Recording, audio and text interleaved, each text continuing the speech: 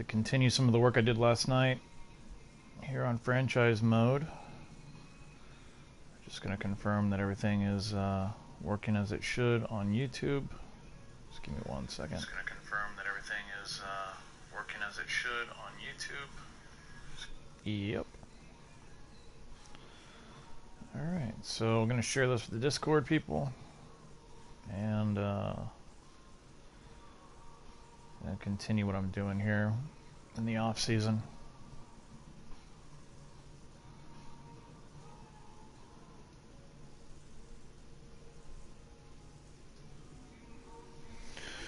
All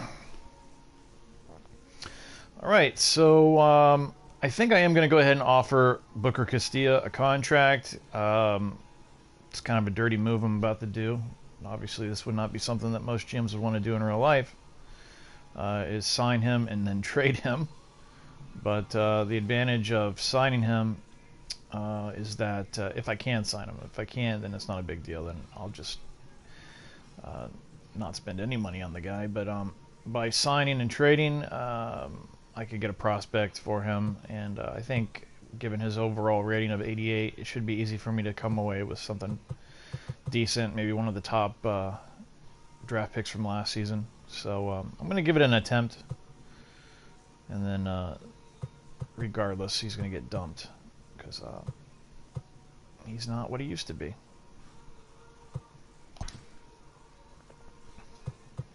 All right, so let's see. Now let's see if I can make this work in my advantage even more so. So I could give him a qualifying offer, but no, I'm not going to do that. See, I was getting too greedy now, thinking I might come away with a draft pick or something. But I think I'm trying to do too much at once. So, like I always do, even though I have no intention of keeping the guy, I'm going to try to get him on a depth contract, which is kind of a little tip that I give people when they do signings, is always try to sign to depth, because what that's going to do is give you a really good morale boost, because chances are, you know, this is a player that's going to be an everyday player, or even the star player that's in your first lineup spot, third or fourth lineup spot. Regardless if they're everyday or star and their placement in the lineup, the fact that they're playing every day on a depth contract is going to really be good for their morale. So, given how much, you know, you have to pay them, I mean, it's not much more than it would be on a star contract or a everyday contract. So, you got to pay them just a little bit more to get them interested on a depth contract, but the morale benefits are worth it. So that's why most of my team is usually ecstatic, or at the very least happy. But really, the majority of them are ecstatic usually. So anyway, it's just gonna be a year at the 14.3 figure, and then I'm gonna dump him, and then, you know, if he accepts, which he might not, but no big deal. We'll give it a try. Alright, so let's see, what's the next move? I'm trying to get these coaches. I submitted offers for a new pitching coach, a new farm director, and I've got several offers out to potential first base coaches. And I don't really care which one gets accepted. They're all, you know, they're all A-rated with decent attributes. I mean, if I could probably pick one, it might be maybe this guy. I like the durability figure there, but I get 2 speed out of the other 3, plus 1 durability out of the other 3. No, yeah, do I? Yeah. So it's whatever. They're all pretty comparable. This pitching coach is the one that I had. Hopefully he comes back. And this farm director, Eli Rodriguez, seems like he's pretty solid. So anyway, another thing that's good for morale is just try to always make sure you're getting A coaches. You know, coaches don't cost so much to where you need to worry about saving money on them usually. So you know, spend the money you need to get the A coaches. There's plenty available. So okay. What else? All right. I think I'm going to go ahead and move ahead on the calendar.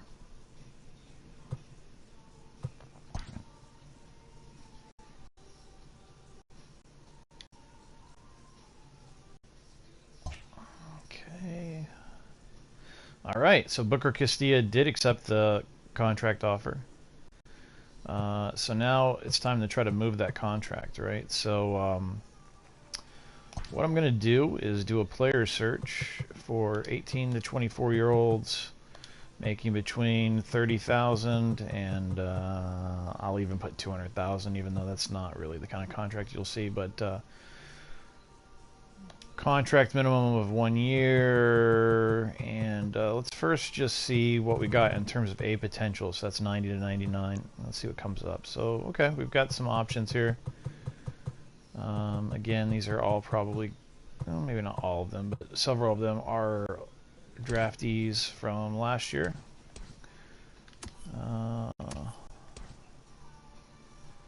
Alright, so this is a shortstop that's A-rated.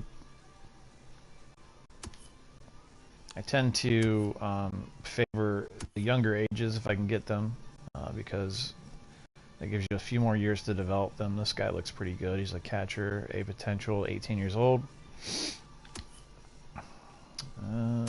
Let's see what else we got. Starting pitcher.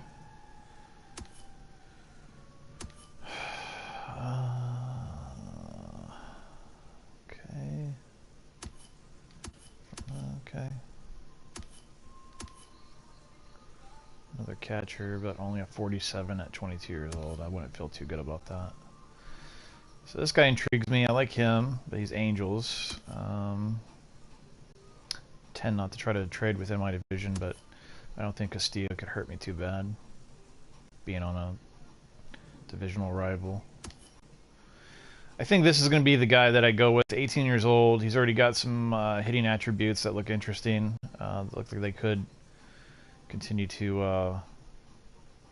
you know, get better. So I don't know. And catchers are always kind of awesome to have, especially if you got some good young guys in the pipeline. So this is a player that is associated with the Reds organization. So I think that's what we're going to do. We're going to try to move Castilla to the Reds for John Reeves. So again, I'll be dumping that $14.3 million and picking up a guy who's on a $70,000 minor league contract. So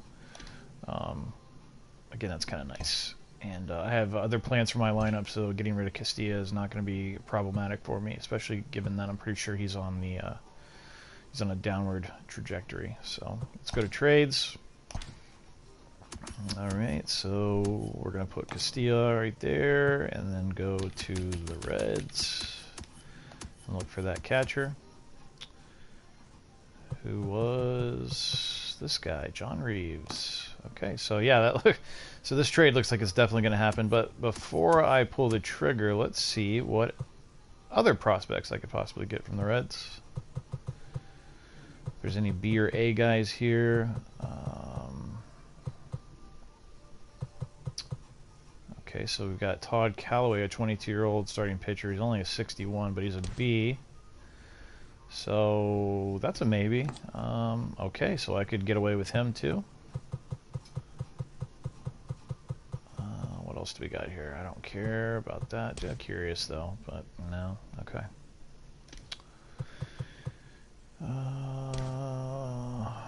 No, don't really care about that guy. Or that guy. Okay. Relief pitcher, 24 years old. Not yet Rule 5 eligible, apparently, so I could get him too.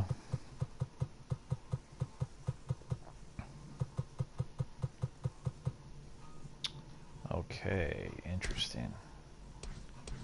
See, he is Rule 5 eligible, so unless he's going to go on my 40-man, I can't imagine.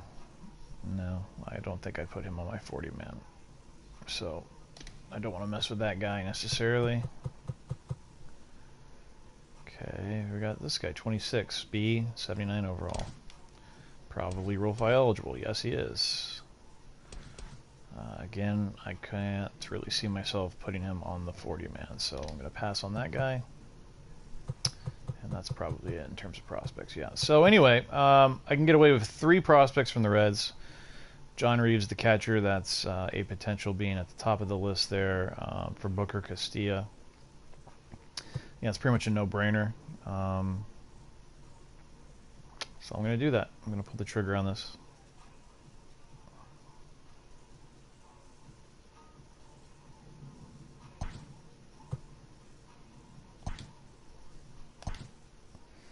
All right, so that's really kind of at the core of how I keep my farm system really competitive. A lot of people ask questions about, like, how do you draft better? I find drafting to be just, like, pretty much based on luck. And you can do any number of things with your scouts. You know, they always say, well, get the best scout from every region or whatever, but, you know, I do that, and I don't seem to draft any better. You know, you look at the scouting reports and you try to make the most sense out of them that you can. Obviously, you're usually trying to go with the guys who have the higher potential. If you can find high potential and a high current figure too, that's sometimes, you know, a good indicator that you might have somebody decent on your hands. But, you know, I've gotten mixed results over the years to draft. So anyway, all right. All right. So again, Booker Castilla's contract is off the books now. Highest contract that I got is the $60 million for Ed Robeson.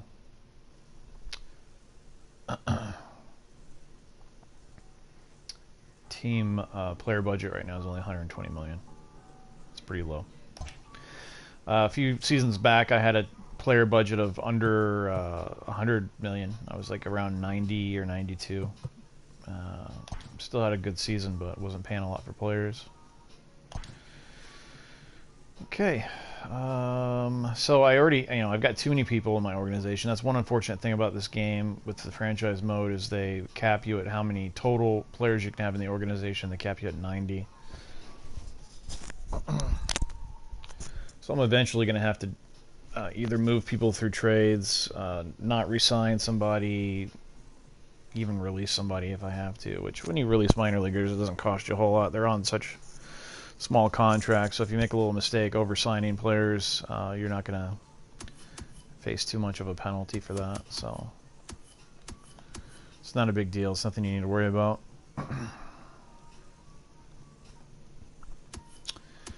Okay, so what next? Didn't get any hires yet for coaching, so we will go ahead and assemble one more day. Okay, so I got a first base coach now, so that's good. So still need to get that pitching coach job filled and the farm director. So let's see how I'm doing in terms of those 2 offers. And the only offers on the table for Billingsley and Rodriguez right now, so hopefully they sign.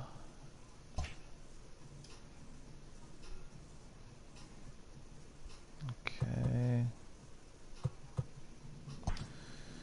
And it looks like I got Cabrera signed for one of those trash contracts. 1 year, $30,000.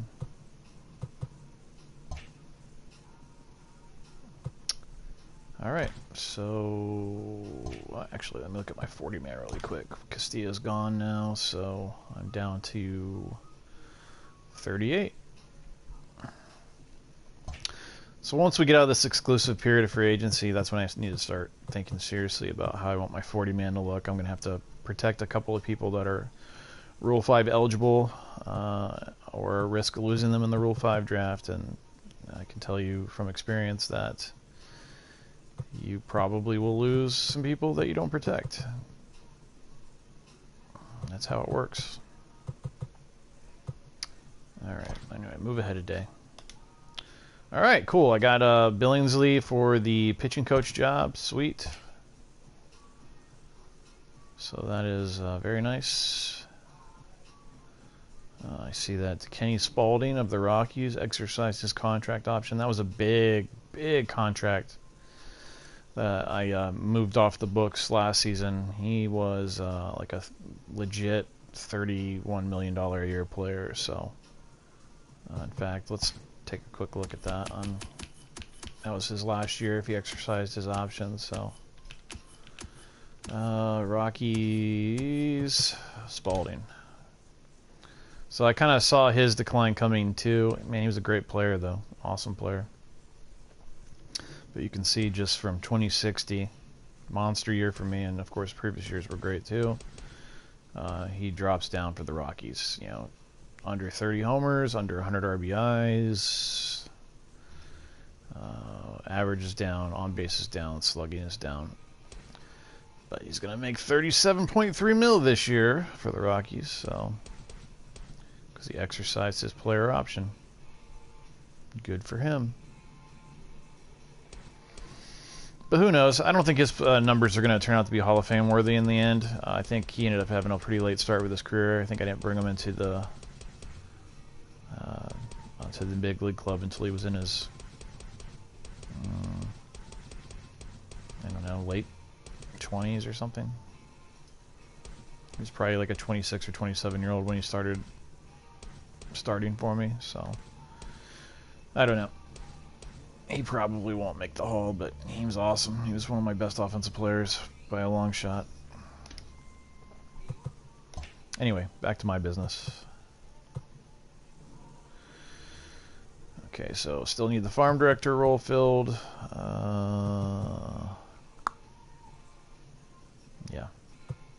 What's going on with this? So Huerta and Arturo still need to be signed to their terrible contracts. Alright, still not worried about the 40-man just yet. Going to get out of this exclusive free agency period first. Let me see if I can get another coach picked up. Not yet. But what's happening? Anything?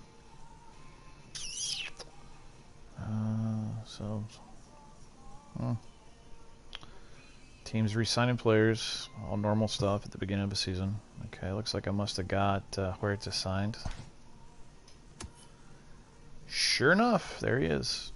Okay, so Arturo is the last of the potential Hall of Famers that need to be signed. The 50-year-old Gustavo Arturo.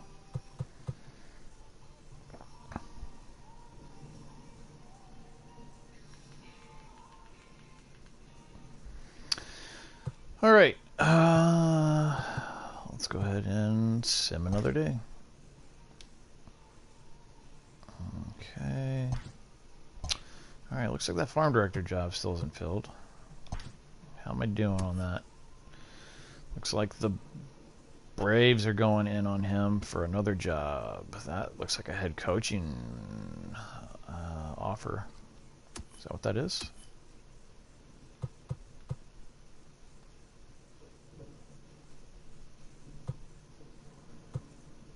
That kind of money is head coaching money. It's got to be what they're trying to get him for.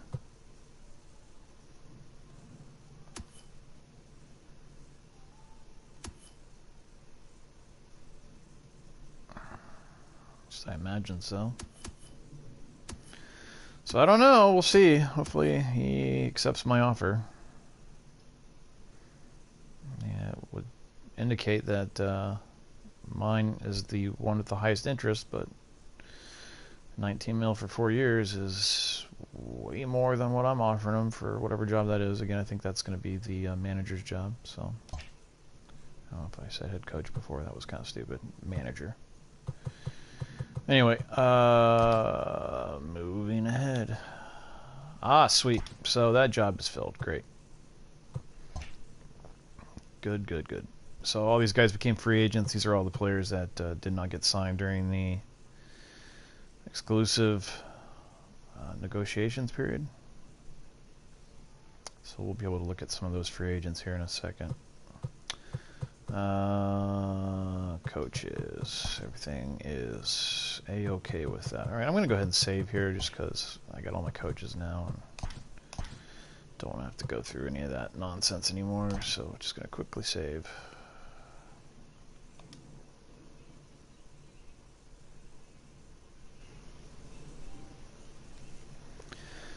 All right, and save complete.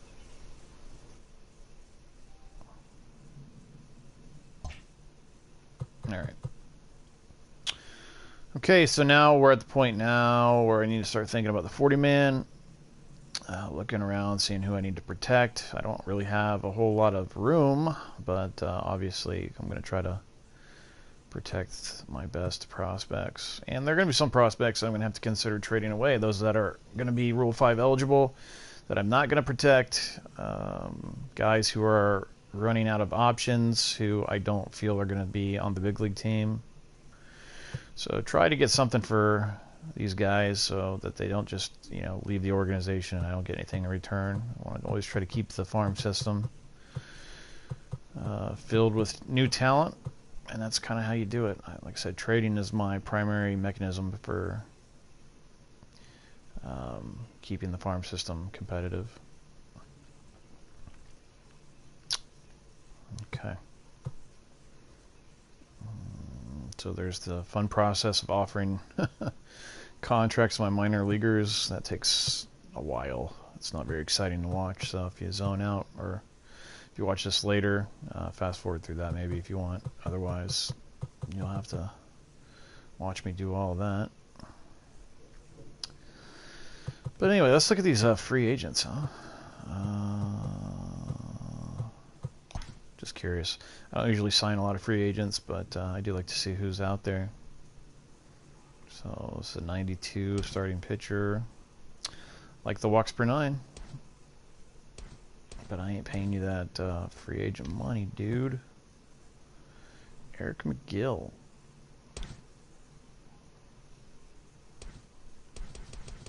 Oh, I had him for a while.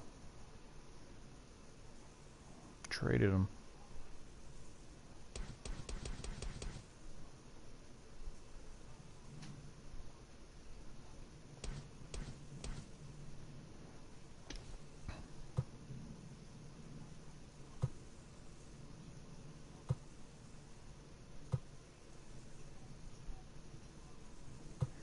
Nomo, he got into the league young for him to finally be a free agent, or to only be a free agent at the age of 29.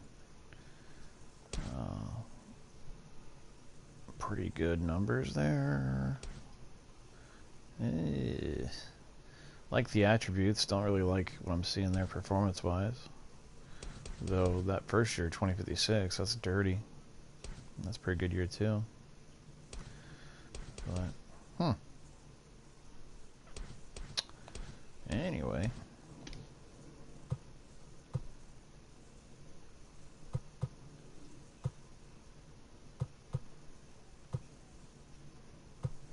This guy's hit a lot of home runs for the Marlins the last few years. Looks like they're still offering him a contract, but he might not get signed by them. He's dropping off, though, 37 years old. That's pretty normal. But yeah, he had a string of years there. 4 straight 40-homer seasons. A lot of 100 RBI seasons there strung together. If he doesn't get to 400 homers and 2,000 hits, though, that may not be a Hall of Fame career.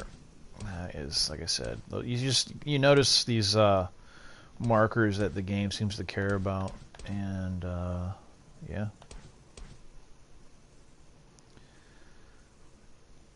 Like, for instance, I think it was Matt Olson early in my franchise run. Like, at the end of his career, I think he had over 500 homers, but he didn't quite have 2,000 hits, and he didn't make it in the Hall of Fame. So, I don't know.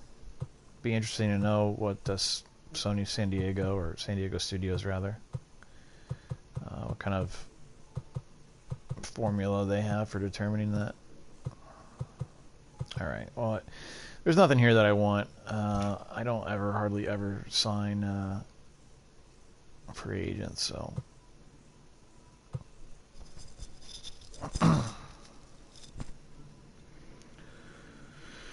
Okay, let's start thinking about the 40-man.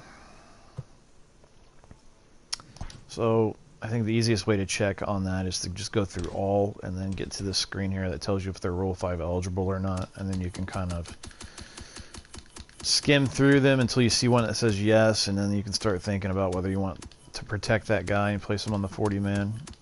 Okay, so we've got a second baseman here, A-rated, 84, 25 years old. Dominican Republic. All right, so I like this player. Something I don't like about him, though, he's a second baseman that has no secondary positions listed.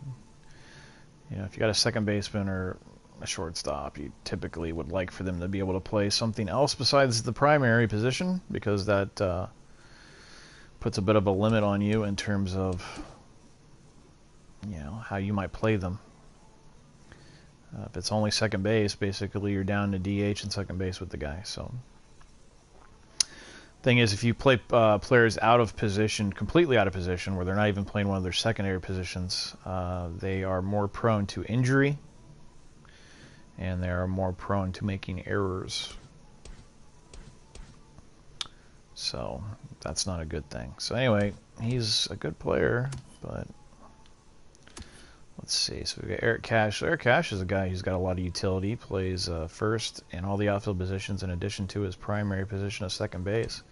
I like seeing that kind of thing in a player. So I'm very apt to protect him, especially because he's still only 23. He's A potential, and he's already at an 83 overall. So he's almost certainly going to be on the 40-man. Let's keep going, see what else we got here.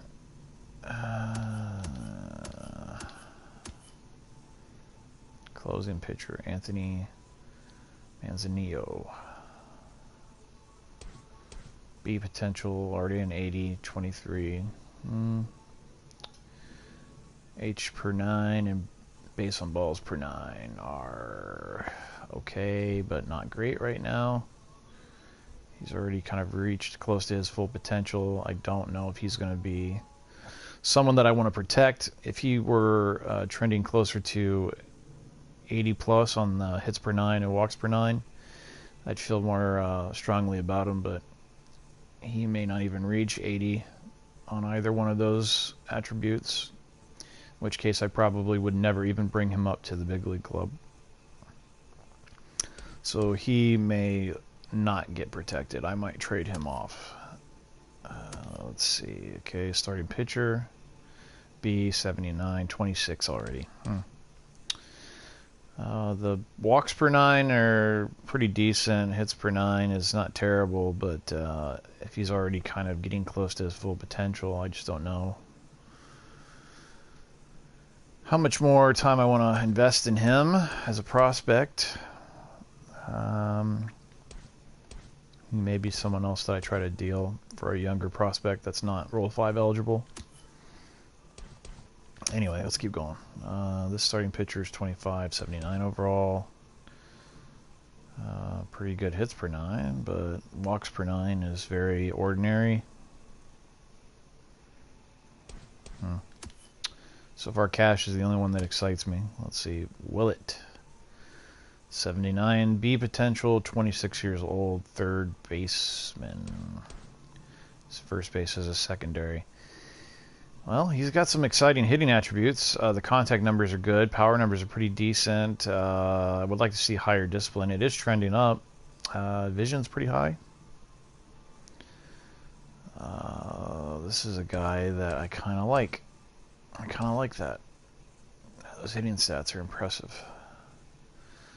But he is a little on the older side. 26 is getting long in the tooth for the minors.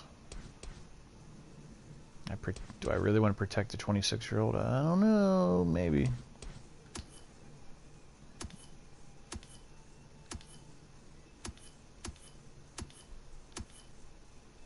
Okay, closer. A potential, 76 at 23 years old. Okay, now we're talking about a closer that I could probably get behind.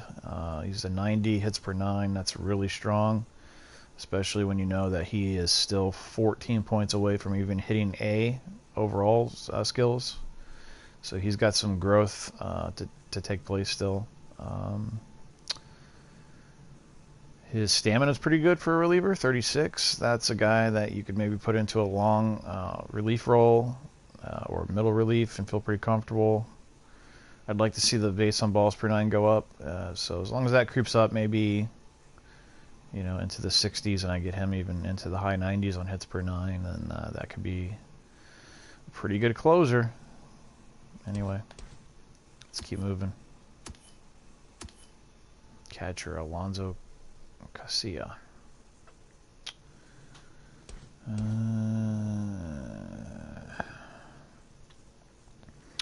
You know, catchers are always important, but you know, these are not super exciting attributes. You know, pretty good on the defensive attributes, but the offensive attributes are not very compelling.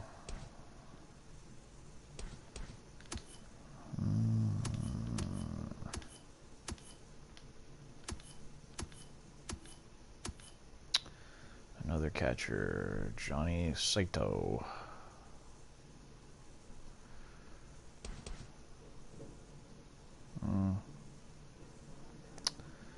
Just another guy who I don't feel too strongly about.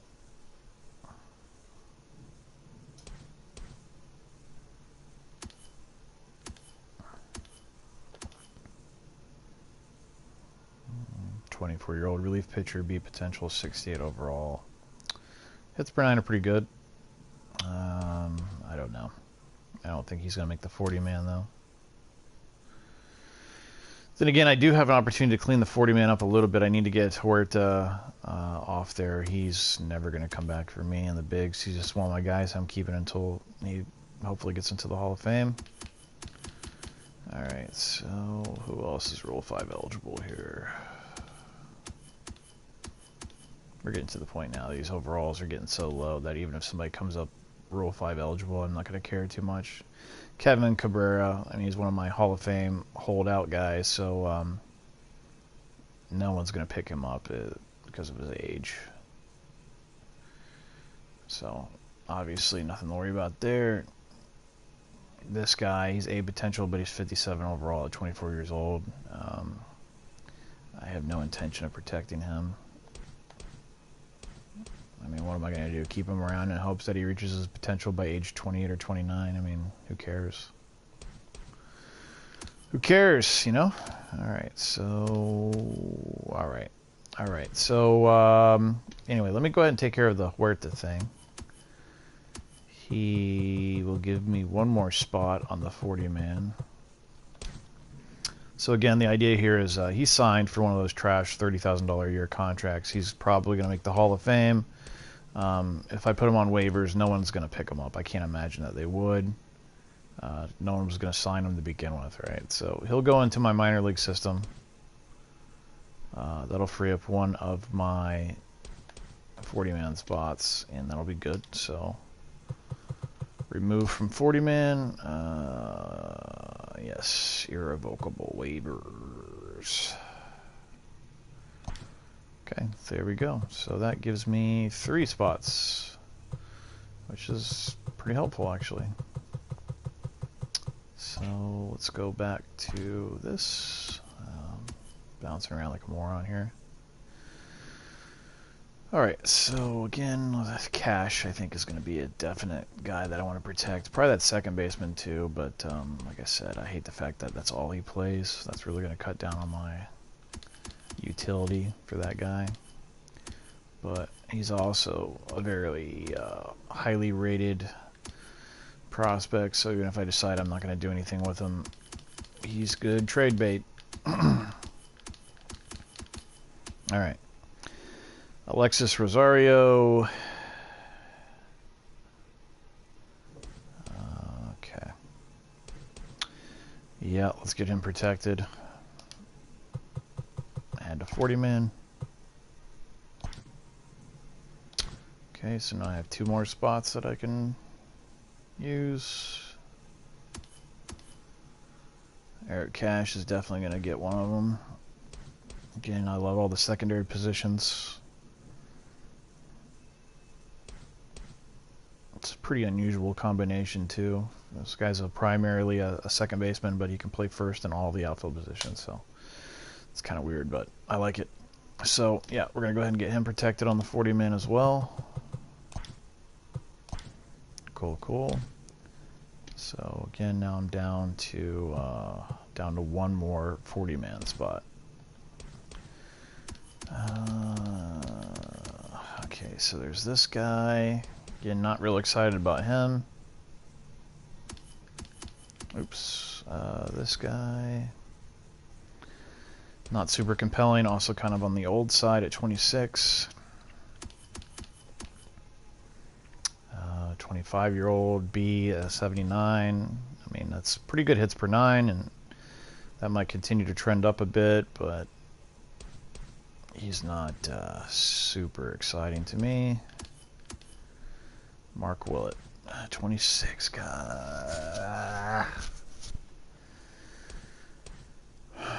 Third and first. I like this. I like those hitting stats, man. Those hitting attributes are nice. And this is one of those guys who, with those kind of hitting attributes, could definitely be like a 300 hitter that gets you 100 RBIs a season type of guy. I would like to see higher discipline, but I'll go back. I got to make a determination here on this last spot. See, I'd like to have this. Man, this guy I want to protect too.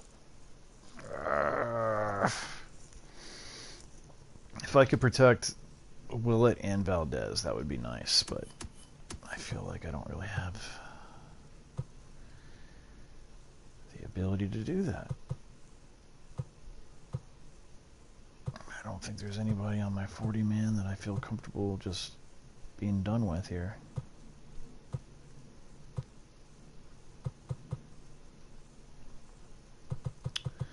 Well, okay, so what I need to do now is consider people on my 40-man that are out of minor league options that I did not intend to put on the big league team. So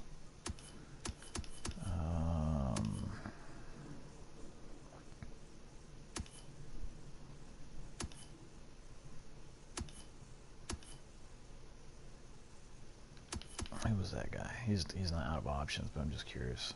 Okay.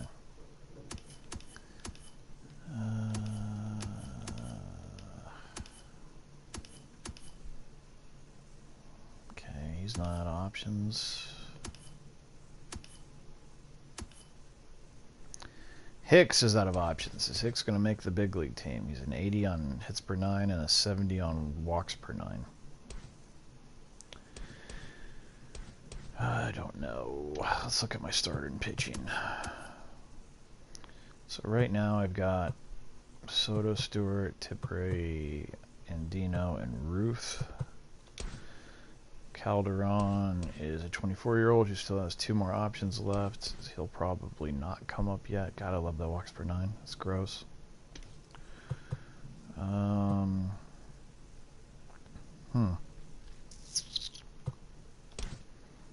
about this guy? He's out of options too. Eesh. So he's a 40-man guy out of options. Hicks and Pinto. What about Haim? Nope.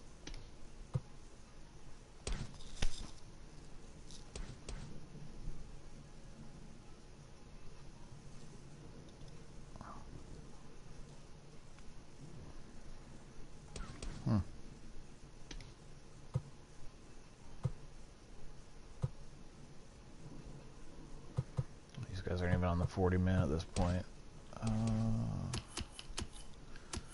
So Pinto and Hicks.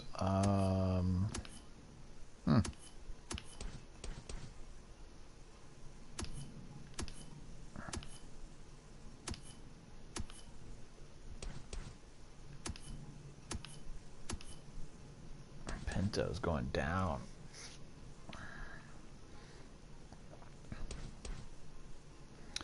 So I think Pinto is definitely going to be a good candidate to be moved.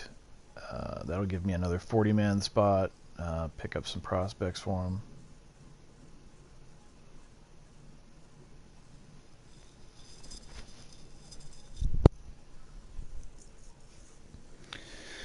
So yeah, I need to probably see what's out there for him.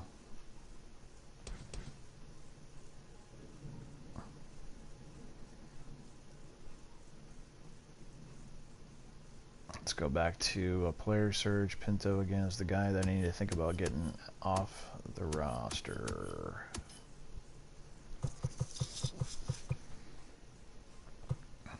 Now what about other pitchers here?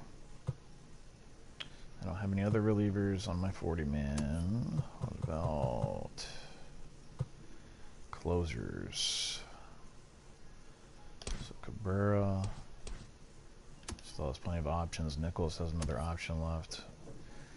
Quinones is out of options. He's pretty good.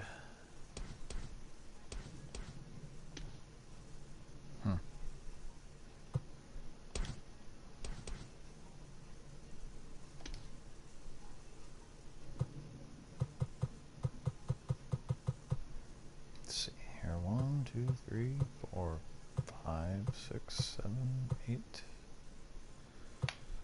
9, 10. But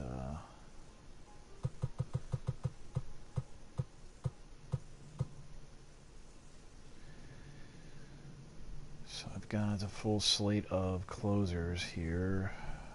Are there any of them that I'm going to get rid of? I don't know. Starting to pay Matteo more than I really want to at $5.8 million as a reliever. Still pretty good though. Danny Vaughn, $6 million. Ugh.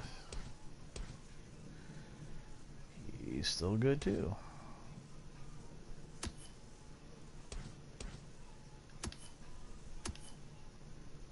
$6 million for this guy.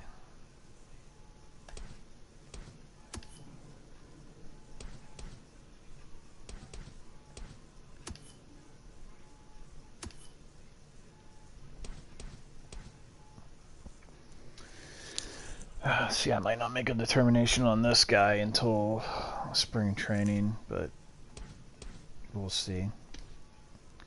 So I gotta start thinking about what I'm gonna do with him. Doesn't look like I need to worry about anything here with these guys. No.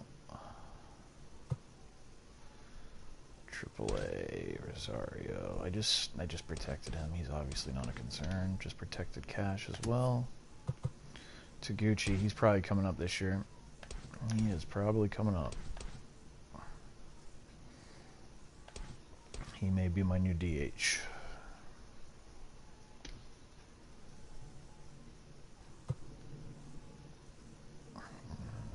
Woolett's most likely getting protected now. Because he's Rule 5 eligible.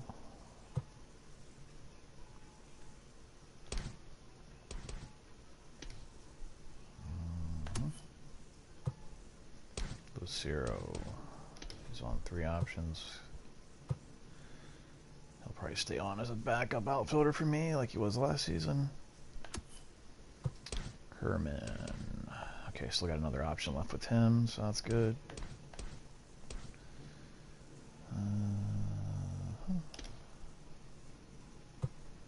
Bots. I think I just protected him last year. No. He's got one more option at least. Okay.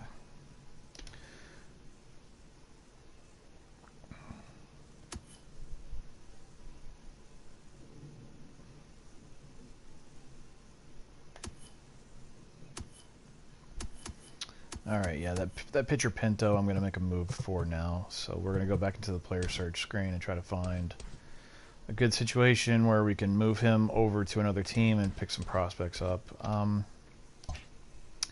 Though it might be wise for me to wait just a little bit longer for some minor league contracts to be secured, which will give me more options as far as being able to trade him. Get something back for him. So I think that's what I'm going to do. I'm just going to wait that out a little bit. But in the meantime, I need to at least just get one more guy protected. And I think it will be Mark Willett. Again, the only thing I don't like about Mark Willett here is that he's already 26. But he very well could end up being a bench player at some point for me.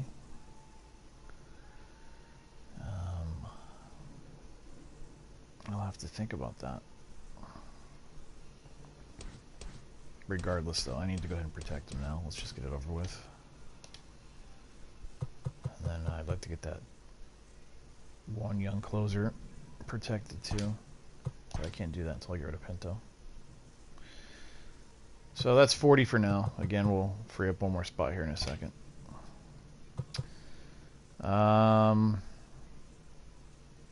Alright, so I gotta start offering some contracts. Things to consider here.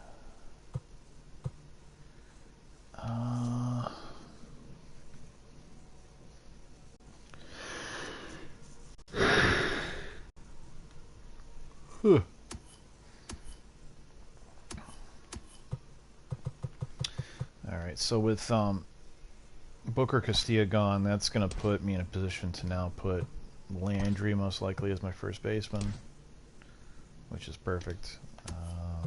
At least it's perfect against righties, because that's who he's strong against. Got 96 contact, for goodness sakes. 65 power, 81 discipline. Pretty fun hitter. Alright, so Landry, first base.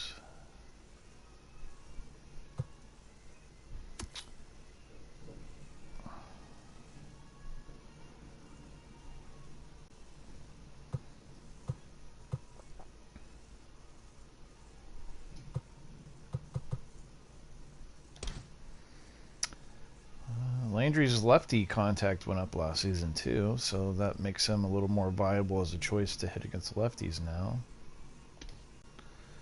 So I don't know if I'm going to do that.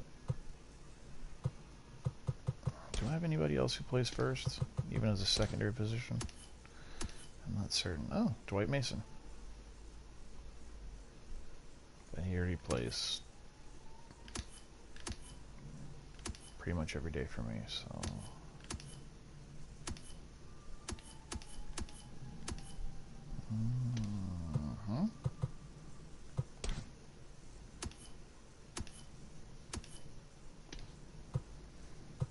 Alright, well, nothing to worry about right now. It's too early. But yeah, Taguchi is most likely going to be brought up to play DH against, just DH in general probably. I think he hits pretty lefties and righties both pretty well. Juan Esposito, love that guy. He's my other catcher. Again, between him and Robeson, those guys just destroy from the catcher position. So, yeah. Lucero is a good backup outfielder. He got a fair amount of playing time last year. Fourth outfielders tend to get a pretty good chunk of playing time. 225 at bats. Because what you got is you got 3 starting outfielders.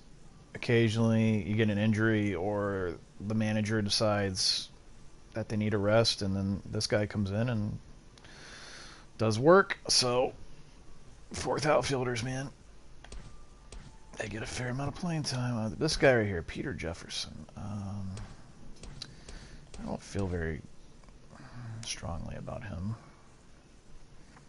Second, play some third. Didn't really do a whole lot offensively last year. So, yeah. Mark Grossman. He was okay. I like his flexibility as a utility infielder, though. He's a shortstop with second and third as his primaries. Or, I'm sorry, as his secondaries. I think what I might end up doing is maybe trading that Jefferson guy and bringing up that Willett guy, because that would give me another first baseman on the bench who plays third as well.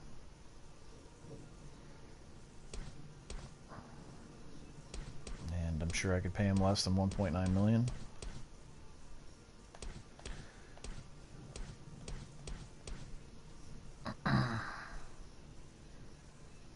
This guy's, I don't know. I don't see it. His contact went down.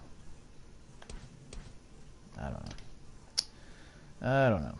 I feel like Grossman can handle anything that's short or second related, and I'll be just fine if I need backup play. He's good fielding stats, good running.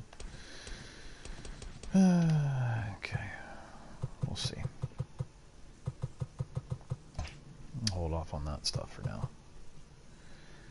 Okay, tender contracts. Okay, so first off, identify the people that are definitely coming up to the big leagues. Ken Taguchi, like I said, is going to come up and be my DH. So I got to start paying him like a major leaguer so I don't deal with any morale issues. So let's see. He is a B potential.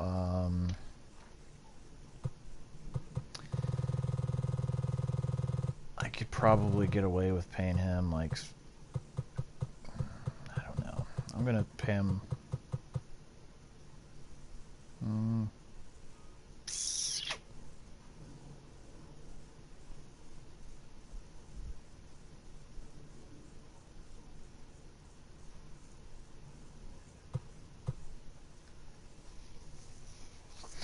I'll pay him $850,000.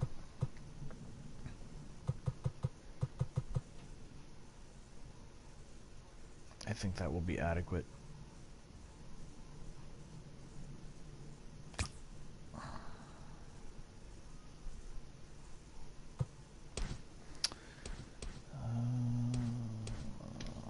So I know he'll come up. Pinto.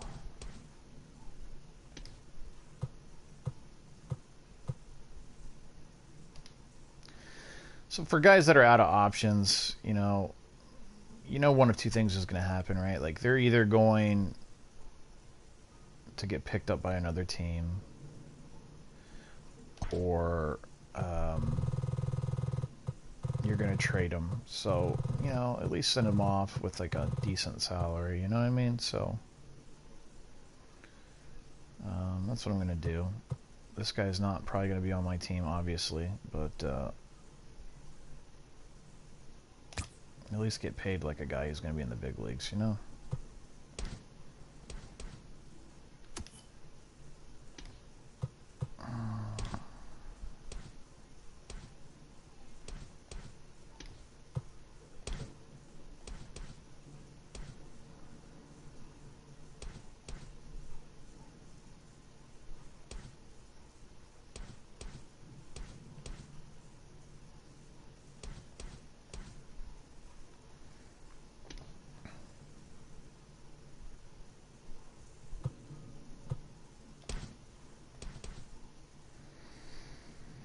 Same with this guy. Let's pay him like he should get paid. He's an A potential guy though, so if I don't, if he ends up coming up to the big leagues, he's gonna expect to get paid like a big leaguer with A potential. So I'll give him 1.2 million.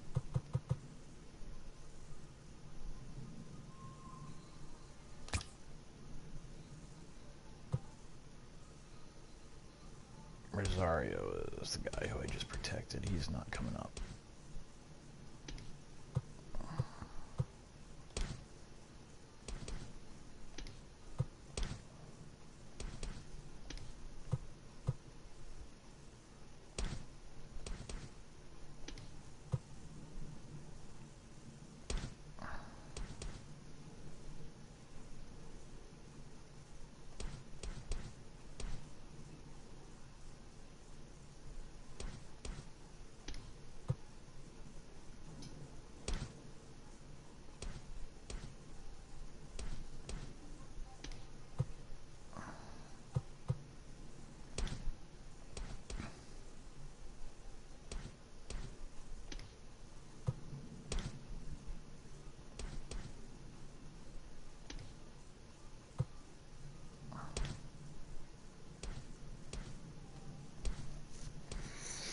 Like I said, Jefferson's probably going to get moved. And I think I would be better off having Willett on my bench. So I'm inclined to pay Willett better. The only problem is if it doesn't work out, he's gonna now expect to be renewed at a major league salary, which is not a big deal, man. I can afford it. My player budget is so low. But he'll want that $850,000 every year or whatever it is I'm about to pay him. But like I said, I like what he brings to the table. He gives me the ability to play him at first, and this is the kind of guy. See, look at that, 84 contact on against lefties, 74 contact or power rather versus lefties. This could be my left-handed lineup first baseman right here. I could have Landry hit against the righties, and I could have Willett hit against the lefties, and that would be pretty sweet.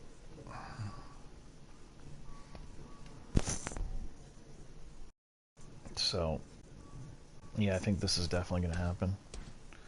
Sign him for about $850 and bring him up to do that exact role. Make an offer. Okay, $850,000. Sounds about right.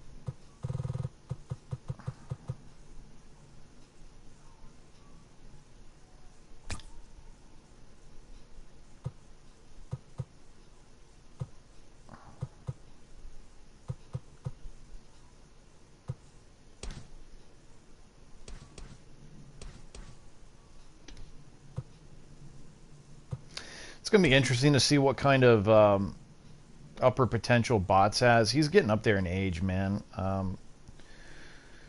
But this is like your prototypical late bloomer, I think. So he's an A overall, which means this is a guy that should at some point have an OVR at 90 or over. But here he is with just a 77, and you can already see a lot of potential in his hitting stats. His power is developing. His contact is continuing to climb. Discipline should, probably get to the point where it's 80 above, or, at some point. Vision's not terrible even. And it's all very balanced hitting stats, and his speed's good. His fielding's whatever, but who really cares about fielding? This guy, he may be a real star for a few years if he eventually meets his potential. But I'm gonna give him one more year in the minors before I decide what I'm gonna do with him. He's got one more option this year to use. That'll put him at 3. Who knows? I may need to bring him up at some point for the bigs just to be a backup outfielder if I end up experiencing any injuries. I've had some injury problems with my outfielders the last few years, so you never know how that'll work out. But yeah. But I'm not ready to pay him yet. I know that. All right, so let's start doing the boring work of giving extensions to guys. So again, when it's a player that I don't think is coming up this year, they're just going to get what they get. So 80,000 for the minors. This guy again, yeah. So probably not coming up. I'm going to try to get away with the lowest contract I can with these guys. So.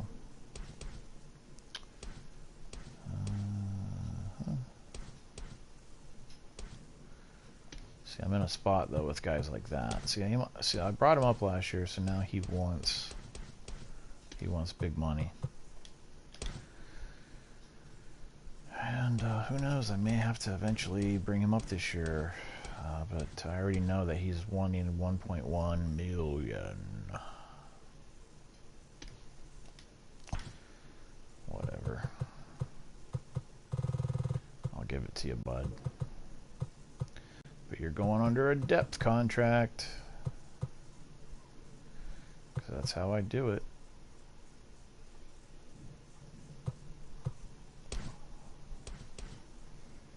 But now I can feel free to bring him up if I have an injury or something. It'll be fine. But yeah, I probably brought him up in September last year. That's probably why he got playing time, if I remember correctly. It's all good. I got the money.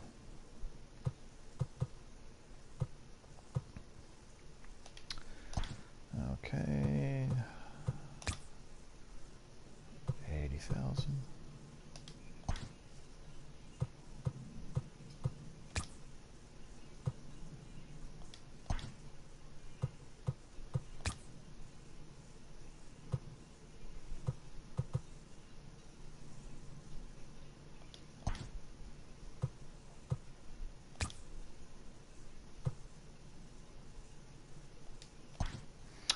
I'm just going to give them.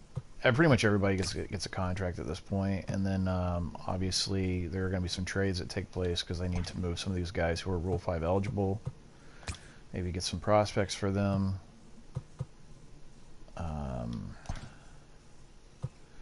Yeah, so. But you can't trade them until you get them signed.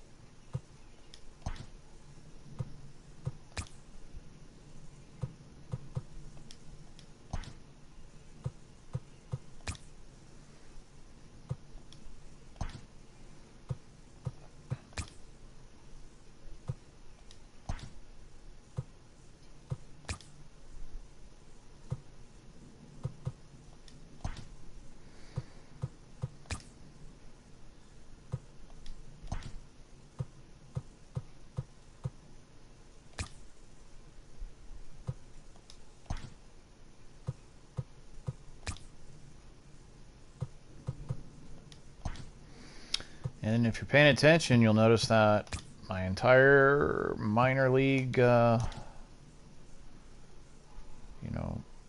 entire farm system is made up of only A and B potential guys. So that took some time to cultivate, but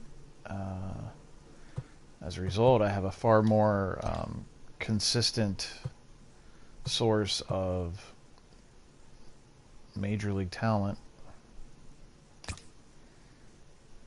because your B's and your A's are more likely to develop into major league caliber players. So yeah, that's the sum of it, really. Cahill. Yeah.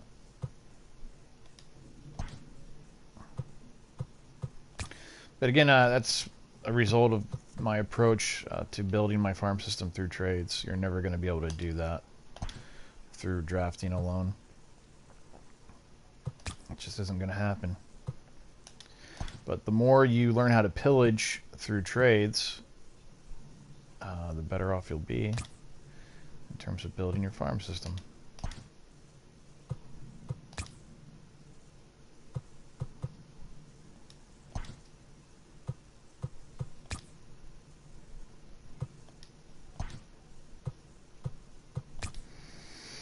Like I said, I kind of wish that you could sign more than 90 players total. I don't really see the problem with it per se, because you're still going to be limited to money.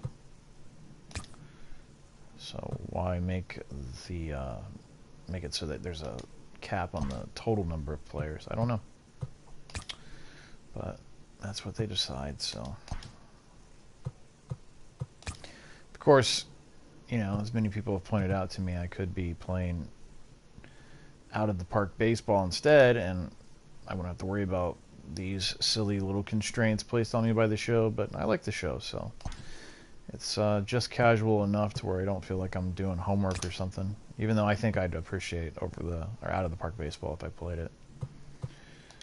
It's just that I don't want to set up my computer any more than I have to already for work and stuff, so being able to just kind of mess around on my console is my preference when it's my off time, at least right now. Tough here at work.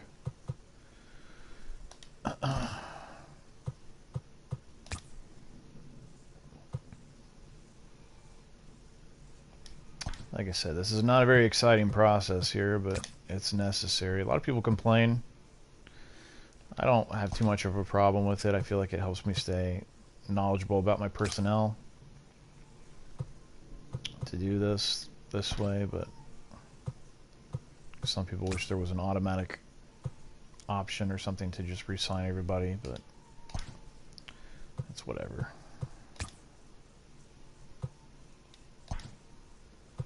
Totally fine by me.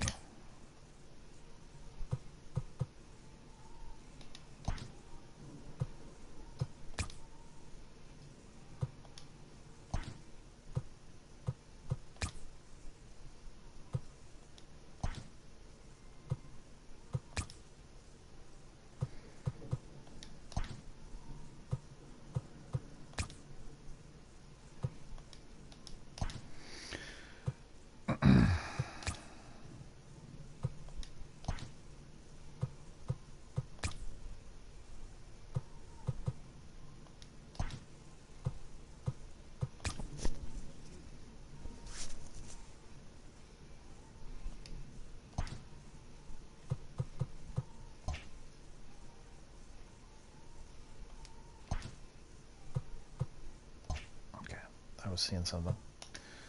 Don't know why. Okay. Almost done.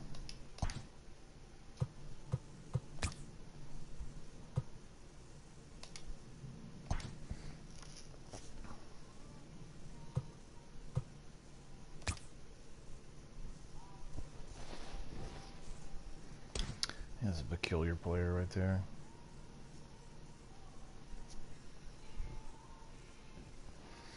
Only a 47 but A potential, so that means that guy could climb up another 45 points for you, you know, all you know. But it's like, at some point, is he going to? I don't know. Alright, let me just make sure I did get them all signed, or at least attempt to sign them. In other words, I extended contracts to them all.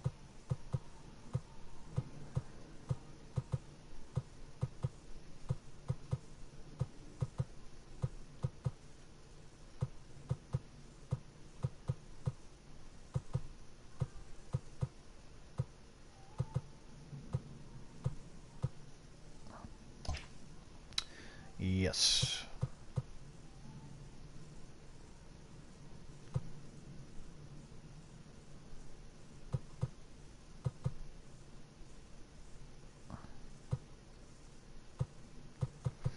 Alright, so I am going to do another save right now because don't want to have to do that over again.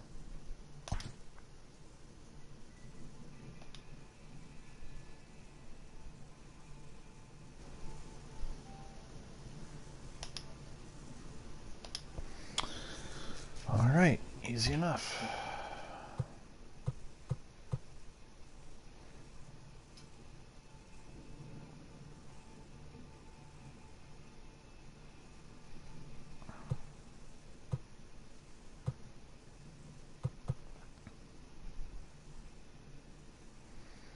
Alright, so as I progress now through the days, sim through the days, these guys are going to start getting signed, all these minor leaguers.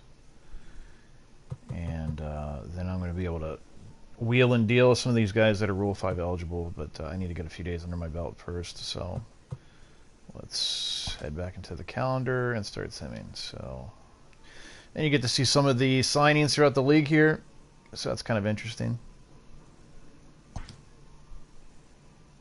Pretty good contract there from that guy.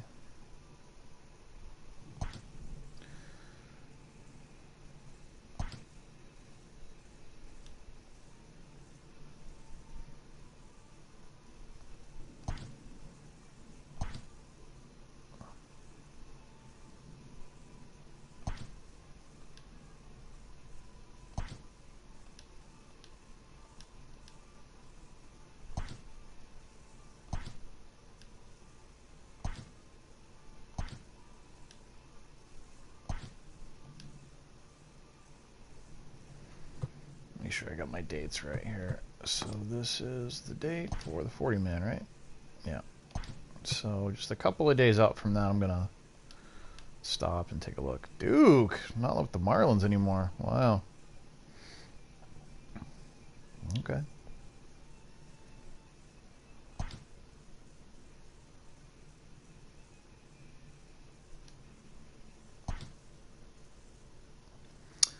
But Velasco, former catcher of mine. He was a backup for me for many seasons. Very good catcher.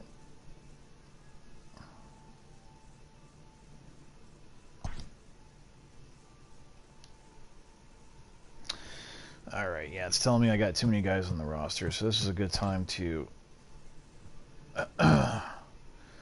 finally address some things.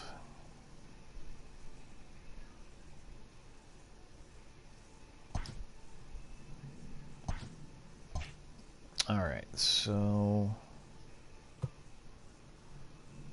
how many guys do I have? I have 93.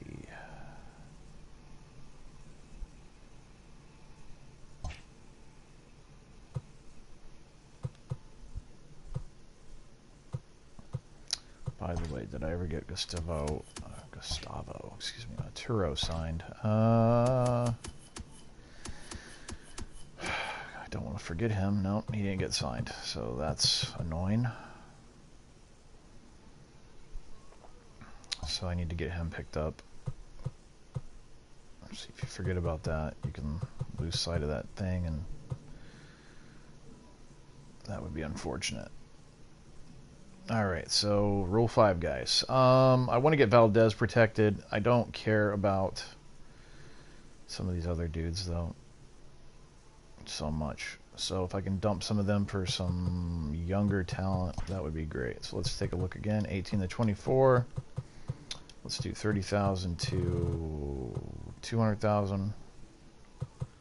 Let's do 1 year on the contract, and let's check by potential. First, we'll check by a potential. As you can see, a lot of my guys show up here. That's by design, because I go looking for a potential players to be in my farm system, so that's why I have such a dominant farm system. At some point, though, one of these guys will not be in Oakland, eh? Uh-huh.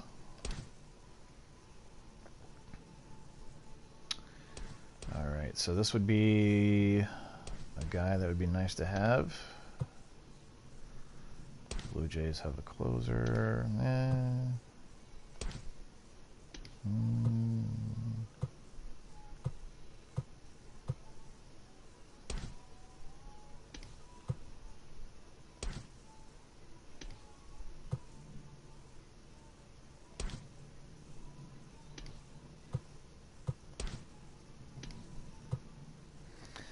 These second basemen who don't play any other position. Wow. It's lame. Excuse me. Yikes. Holy cow.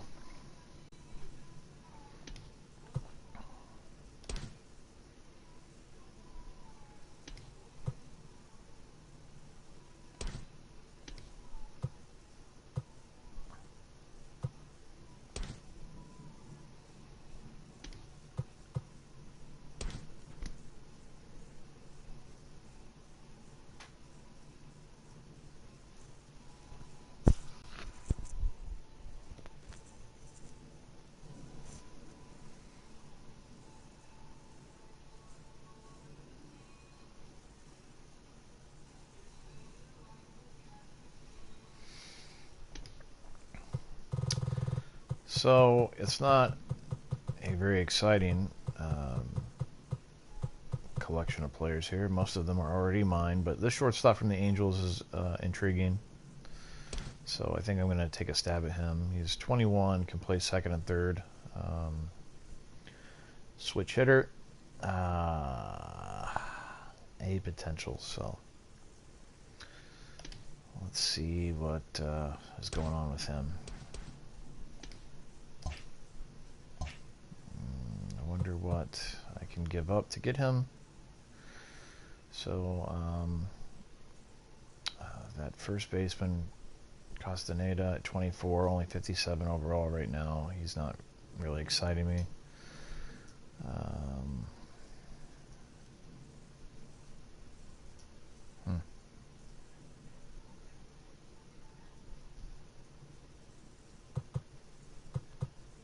All right, let's see what's going on. Angels shortstop. Prado. Again, let me just kind of scan through these guys this way.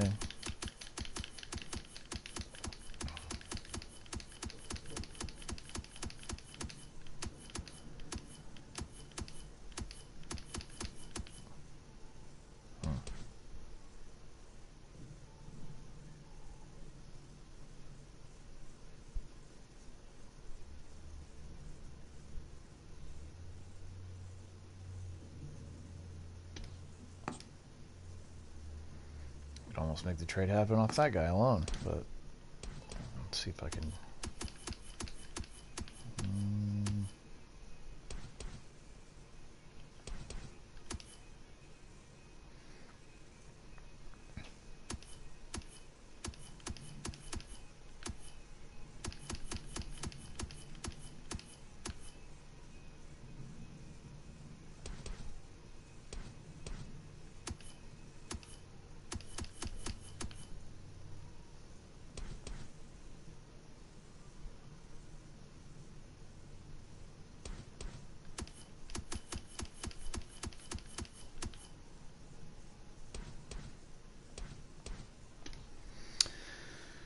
Actually, maybe I need to think about this a different way.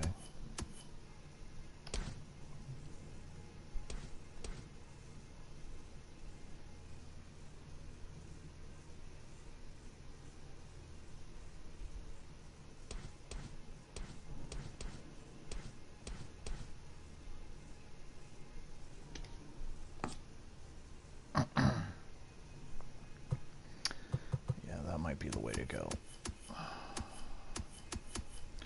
And even though I'm already at a point where I have too many guys on the roster, you know, if I can steal prospects away from this team and then trade them off immediately, that might be a good way to go. First, let's see what they got. I always like catchers, man. I gotta maybe think about how I go about this. They're probably gonna let me get away with 2 players.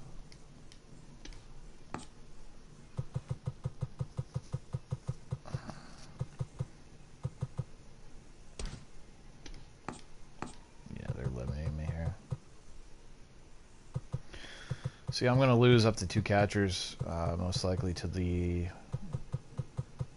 Rule 5 draft, so I need to kind of anticipate that.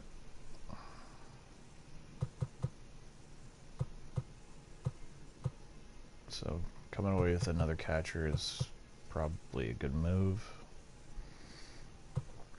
And that'll make me feel better about getting rid of these other ones that I have.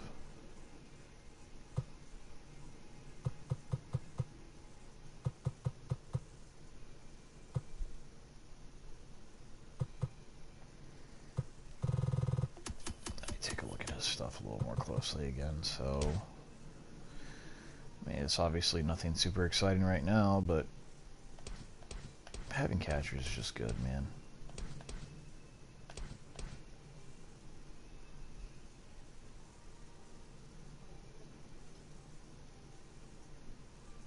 California guy.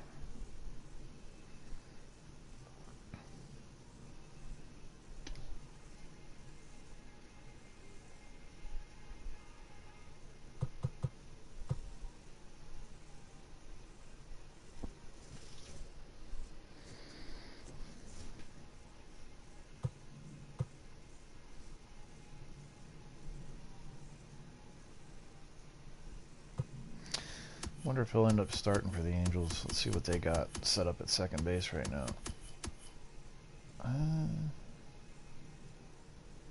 Hard to say.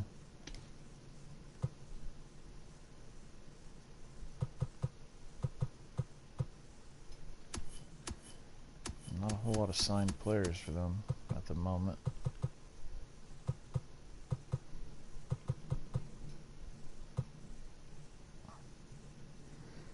Anyway, yeah, we'll do that.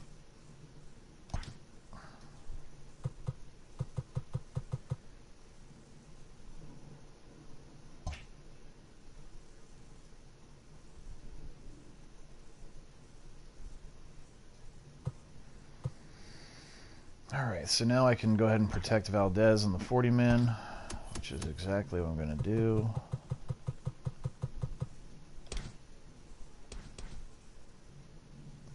Yep.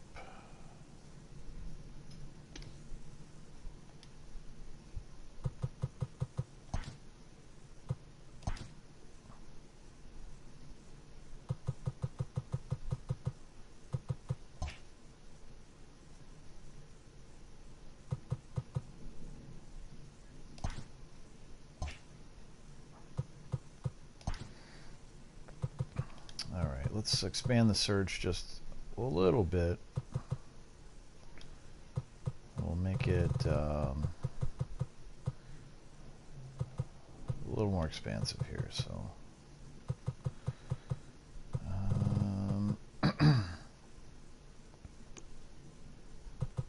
first off, let's see if anybody even comes up under the H. So if we got that, well, that's still one of my guys. Okay, didn't really change a whole lot. So let's scale this back to about 85 on potential.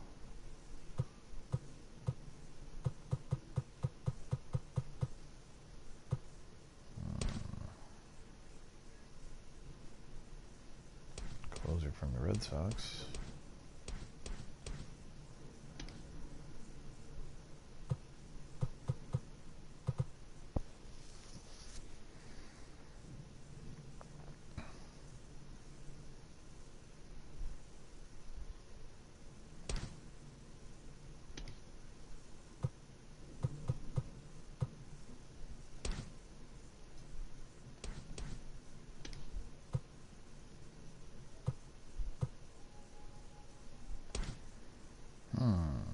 Outfielder for the Red Sox. Might be the Red Sox I need to go after. Let's see.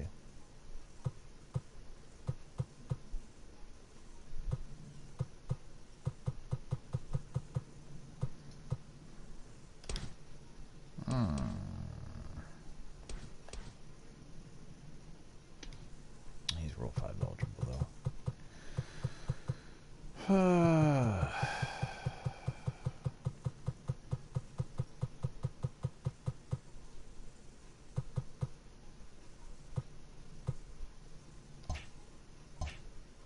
Okay. Let's see.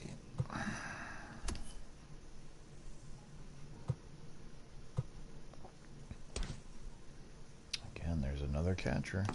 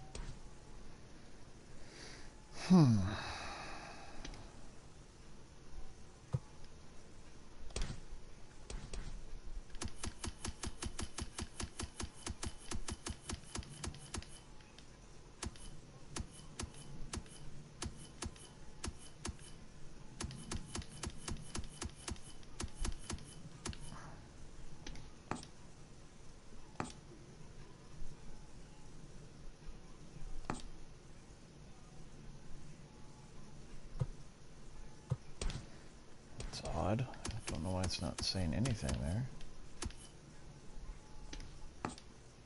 Okay, now it's saying something. Go figure.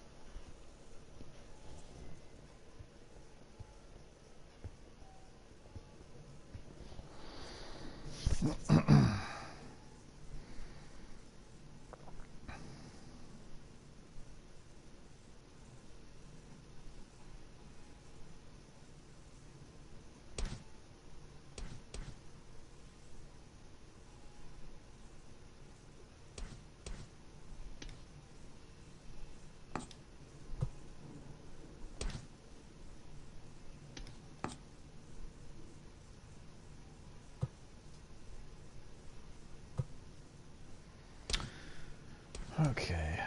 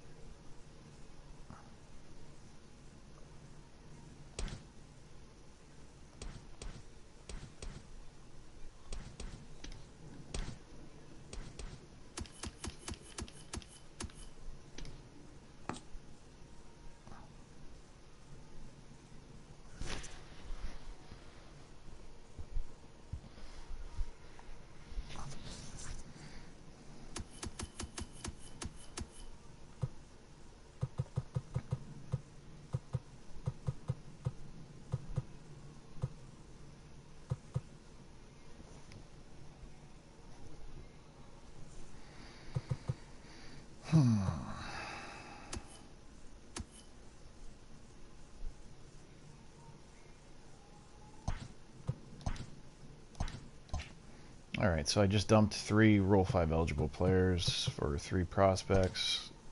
Didn't really change my roster number at all, so this is still a bit of a problem that I gotta clean up, but at least I'm not completely wasting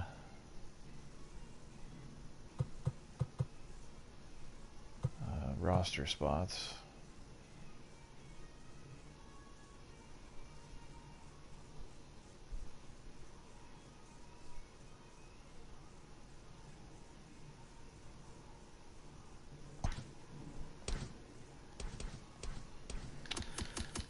I'm wondering if there will be a way for me to save at least one of these starters down here, but I don't know if I'll be able to or not. I gotta get rid of that Pinto contract. One of these guys, he's 26. He's probably the least, you know, one that's the least exciting, but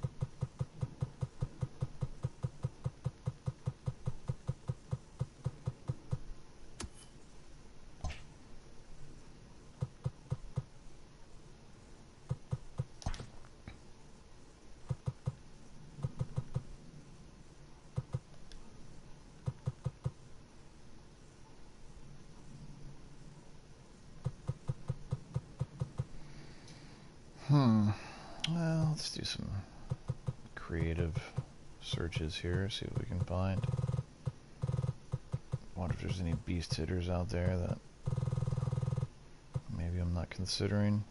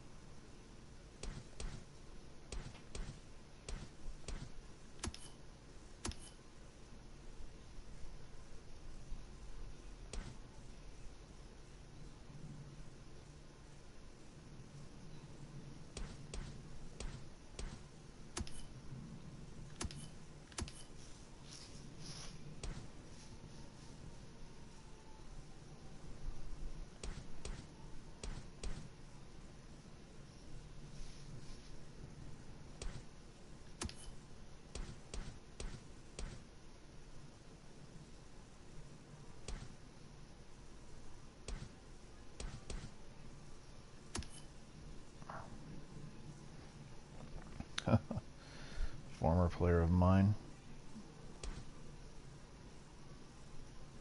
He's had an interesting career.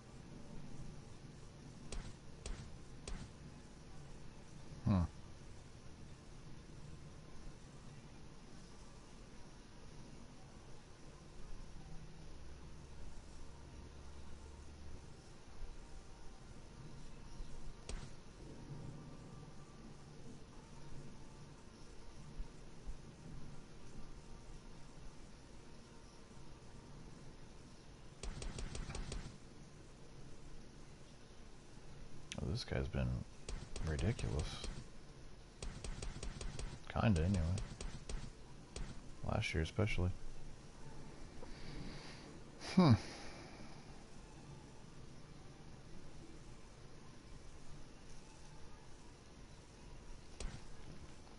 don't make much either. Who's my shortstop? Gates, he's awesome. No thanks.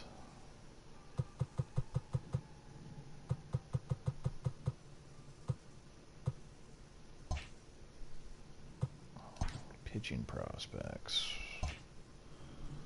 What do we got out there?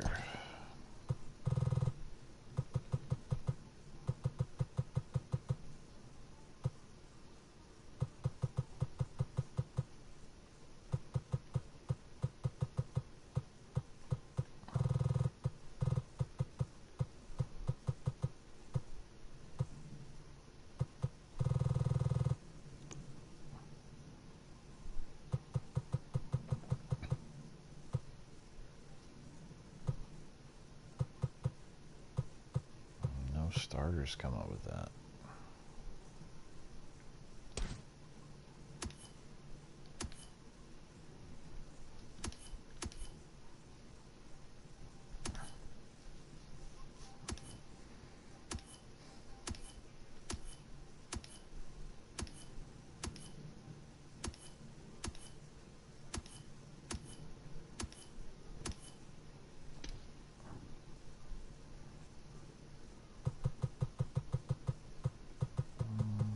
Let's just see.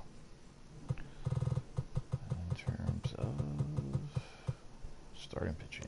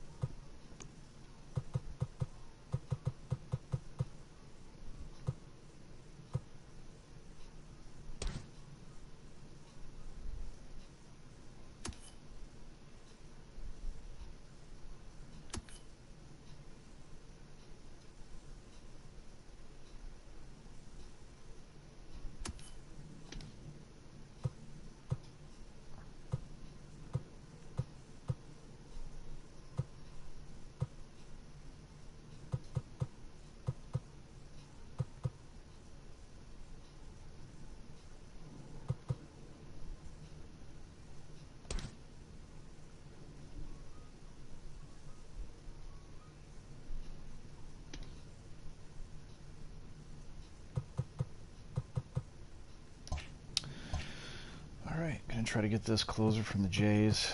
Dump this guy from my 40-man. Maybe give me an opportunity to protect one more player. I got another starter that I would love to maybe protect.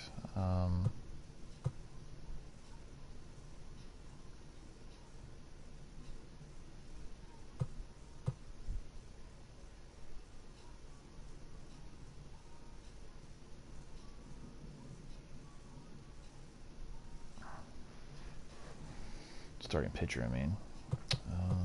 Okay, trade talks.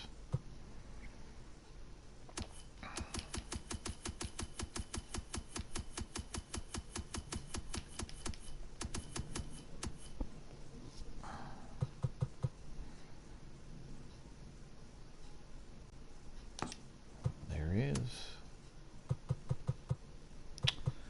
And again, I wouldn't do this if it weren't for the fact that he's out of options, right? Like if I had another option left on him, I would send him down to the minors and pay him, and I'd be perfectly content with that. But he's gonna go to waivers if I drop him after spring training, so it's probably best that I nip this in the bud now, unfortunately. So there we go. We're going to make that move. And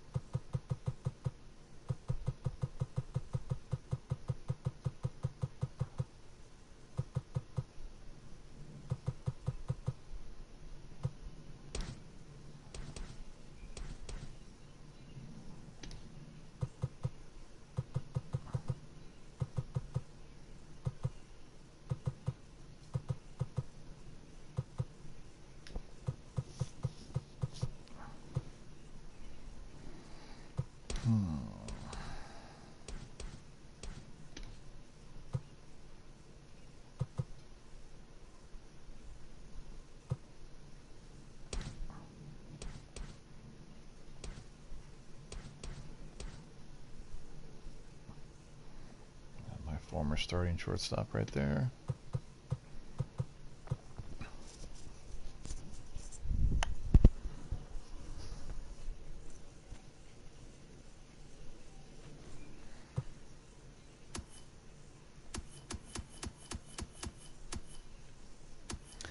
At this point, I'm probably just going to start dumping some players in trades. The 40-man, excuse me, the Rule 5 draft eligible guys, who I'm not going to put on the 40-man. Some of them anyway, like this first baseman, who I think is just kind of not very good.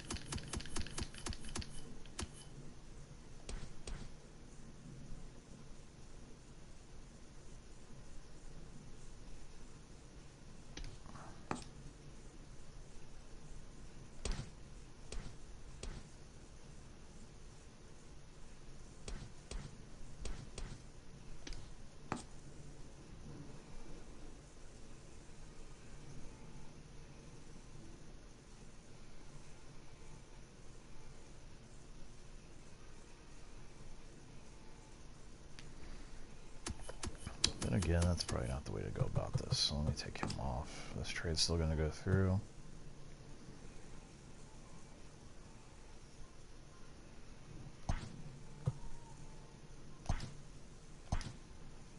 Okay. To protect one more guy in the 40-man, one of those starting pitchers. I think it'll be the 25-year-old instead of the 26-year-old.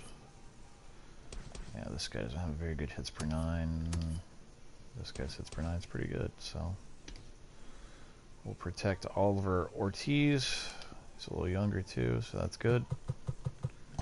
Add him to the 40. And that is that.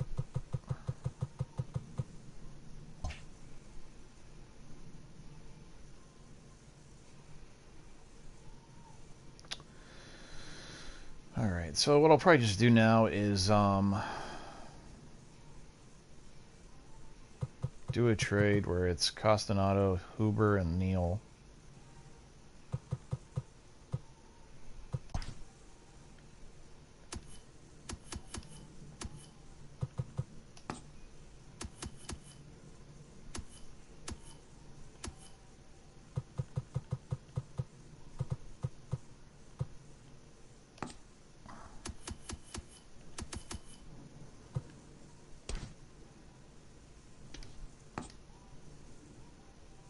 Let's just see what's out there. Suggest trade, prospects.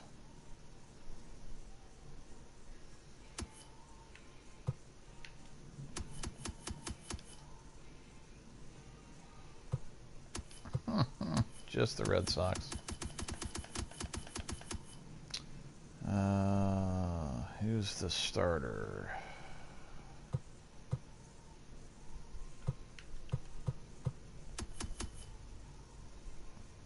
Tovar.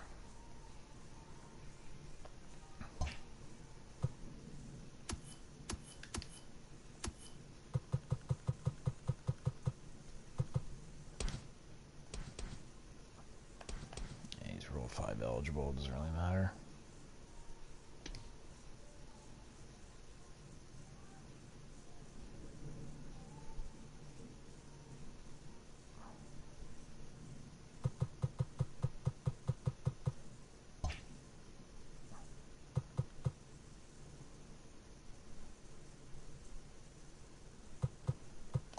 Player search 18 to 24, 30,000 to 200,000 1 year, and let's just see who the highest guy is on here. Period. Well, a lot of my guys, but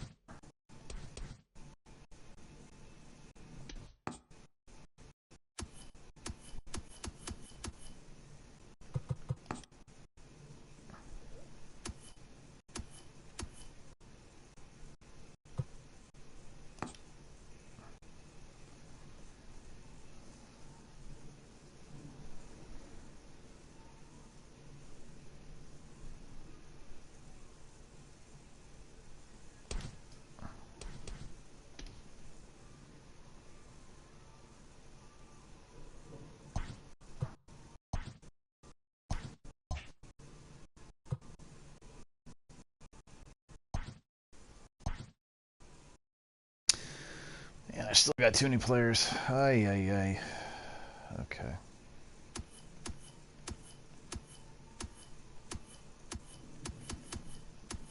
Hoarding starting pitching is apparently what the problem is. That and closers, but that makes sense. Alright, who do I got down here that doesn't have a future? This guy looks pretty terrible. Callaway.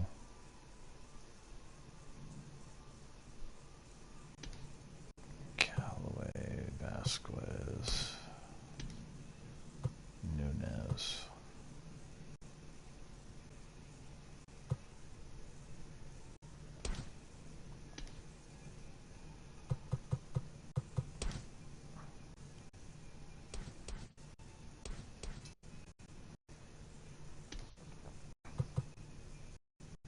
Callaway, Vasquez, Batista.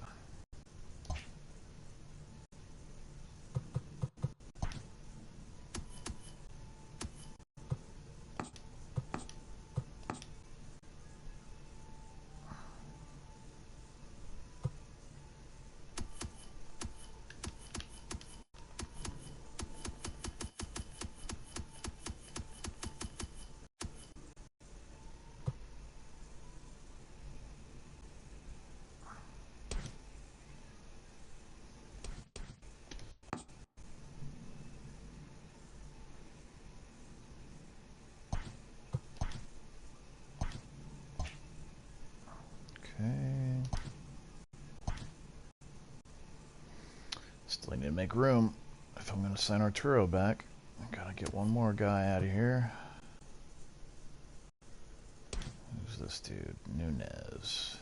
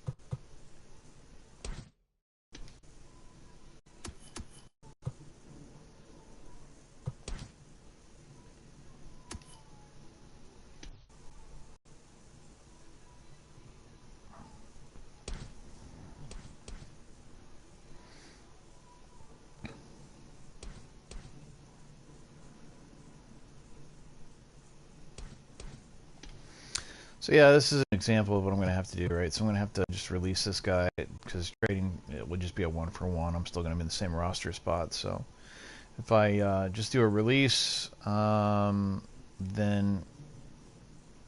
it's going to allow me to make a signing, which I want to get Arturo picked up since he's one of my Hall of Fame guys. So anyway, this is not ideal, but you know, it is what it is. So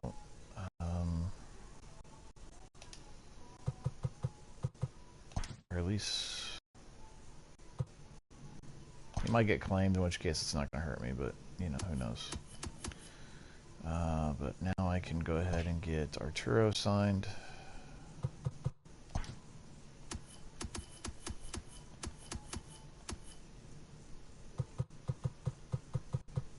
He's going to be way down here.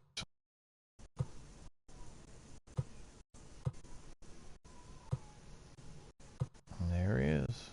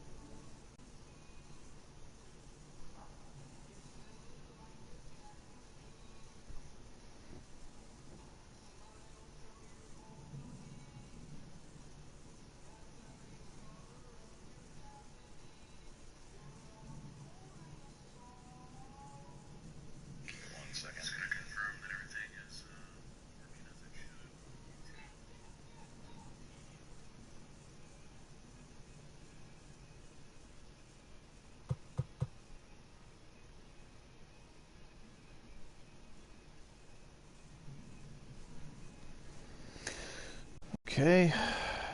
All right. So 40 man's lockdown. Signings are going as they should.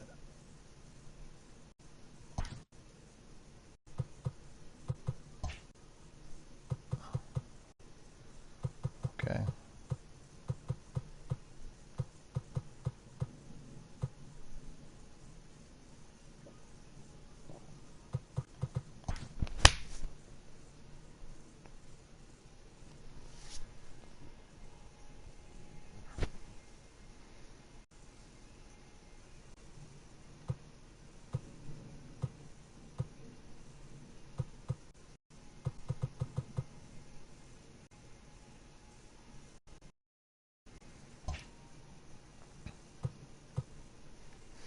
Well, in anticipation for some of the roster things that I want to accomplish, lineup things I want to accomplish rather, let me go ahead and start making those moves. So, third base, yeah. So Taguchi is obviously, he's 40 man, he's getting paid now like a big leaguer. I can go ahead and just anticipate that he's coming up.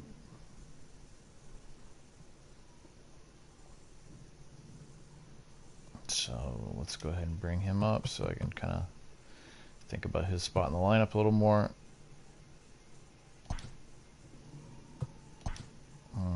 And Willett, same thing.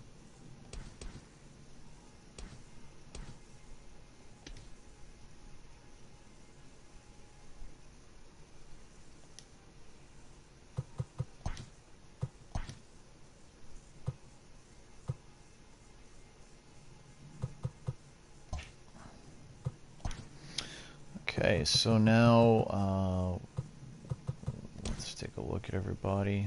See, Willett could have been the solution at DH too, but like I said, I'm really excited about Taguchi. I think that dude's rad. I mean, vision is crazy high. Discipline's really good. He's just a killer against righties with that 77 contact, 78 power. And if he faces a lefty pitcher, we're not going to get hurt from him on the contact side of things. So, yeah, I'm feeling real good about Taguchi there at DH. That said, let's get him in DH there too. What? No. No, no, no, no, no, no.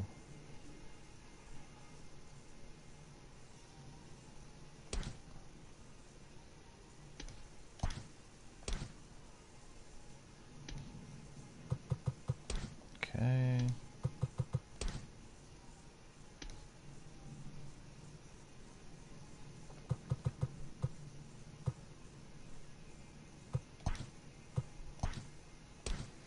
So again, Willett should be pretty nasty against left-handed pitching at first base.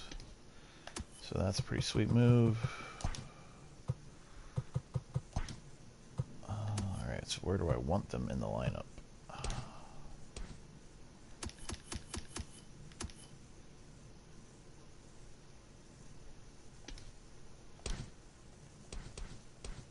So Sanchez did 417 on base last year. Cortez.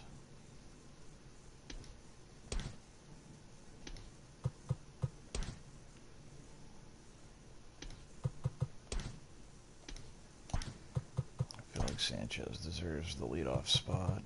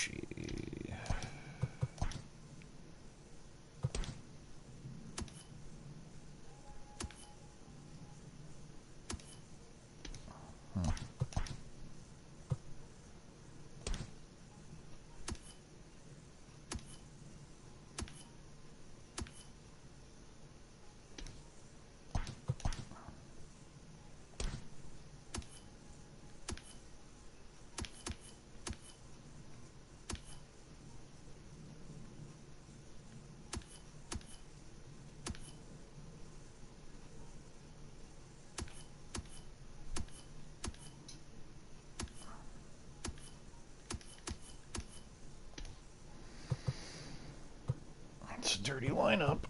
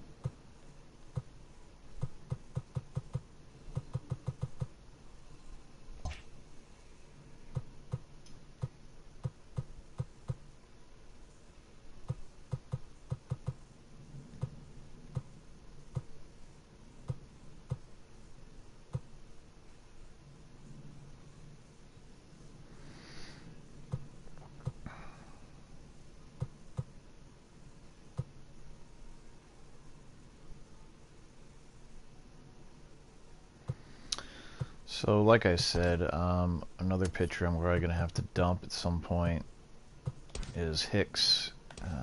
He has no more options. He is making $2 million a year, though, so if somebody wants him, they're going to have to take that salary on. I don't know, man. I don't know how I'm going to handle that.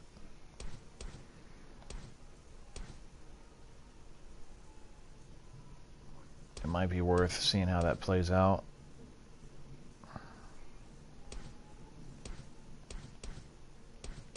Some team wants to take $2 million off my hands. The more power to them. So maybe I won't trade him. Maybe I'll just kind of see how it goes after I waive him down to the minors, because he might be a good arm to have if there's an injury mid-season or something. So kind of did him wrong though. So I picked him up from Tampa Bay after he made it to the majors in 2058.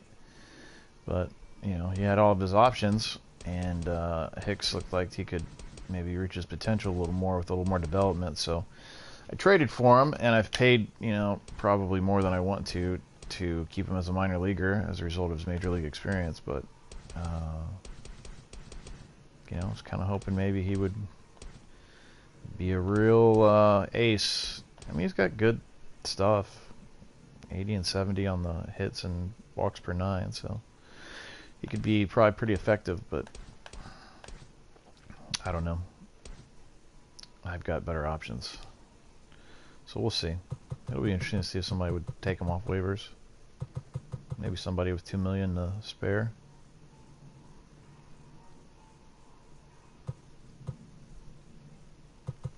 I just don't have the roster room to use him as a trade bait right now. I'm at 90, so even if I could get something for him,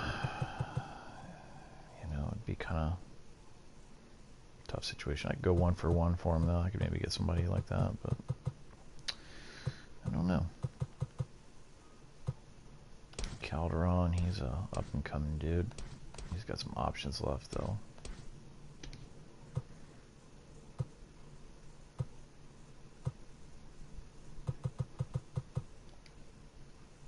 Alright, let's start moving ahead here. I'm positioned as good as I'm going to be for the Rule 5, so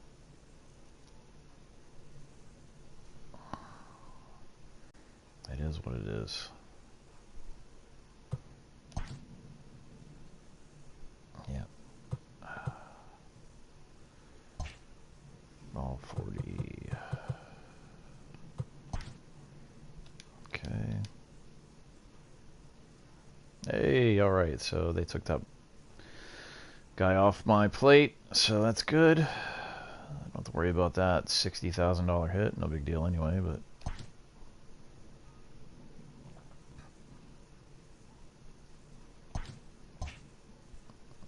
just curious. I don't think Arturo was signed yet, obviously. Nope.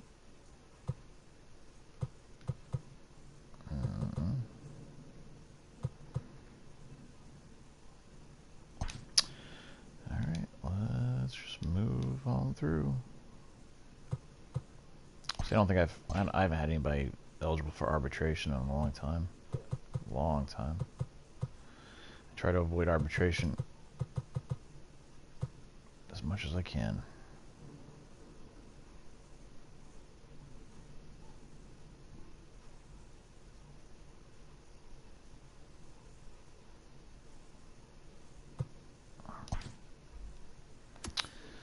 Might be worth anticipating who I need pitching in AAA this season.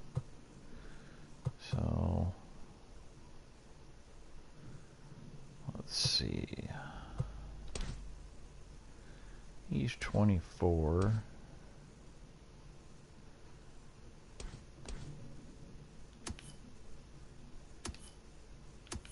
So it might be better if he's in AAA. Again, this guy's 25.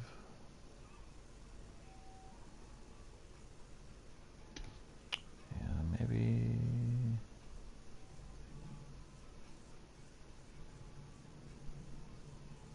Yeah, maybe move him to AAA.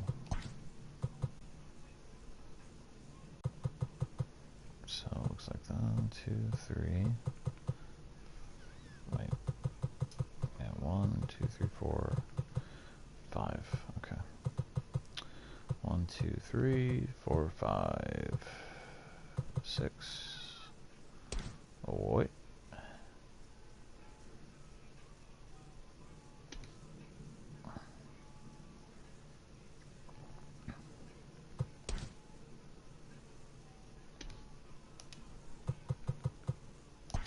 Actually, these guys I need to kind of anticipate. Some extra guys in the bullpen there. In Double A.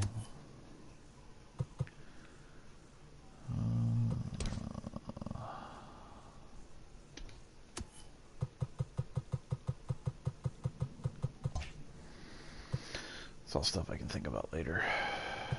Okay, so let's move ahead.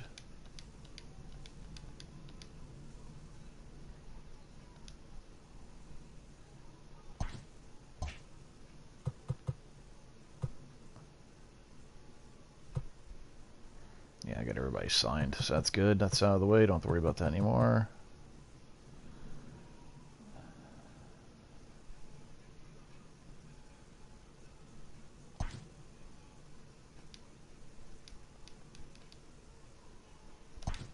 Trade offer, huh? So I'll almost certainly be denied, as I usually do. I definitely don't want to take on $7.9 million in salary, so no thanks. Don't even like your attributes. I used to own this guy, Timmy McKinney. I think. Did I? I don't know. Maybe not. Thought I did. I think I did. Garbage. 248 career average, 305 on base. Nah, dog, I don't think so. You're getting overpaid. So yeah, absolutely not. Declined. Alright, moving on forward. Here we are at the winter meetings. So the Rule 5 will be taking place any second now. Curious to know if some of those guys I traded got protected by those teams.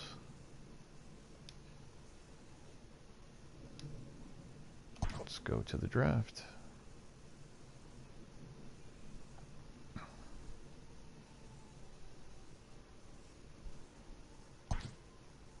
Ah, Huber was one of my guys, so he would have been gone.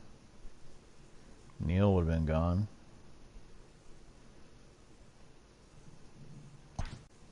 So, yeah, he would have been mine. So, who did I trade him to?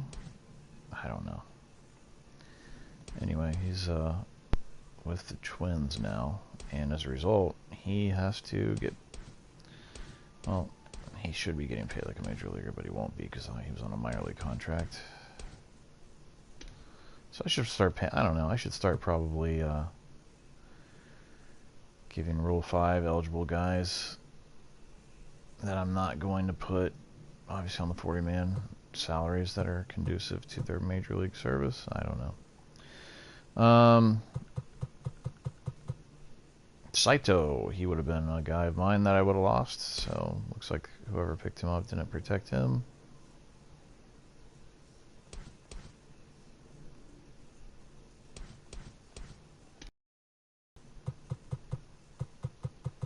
Sean Neal.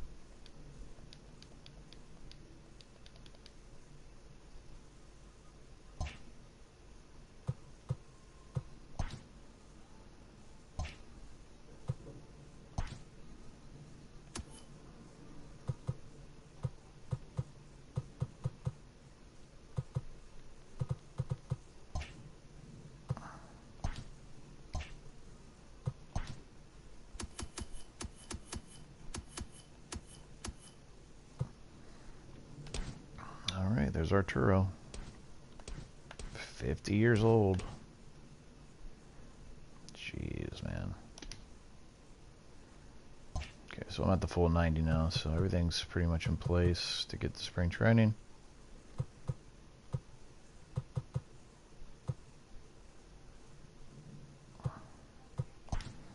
Actually curious to see if the Reds have done anything interesting with Booker. Oh, there he is.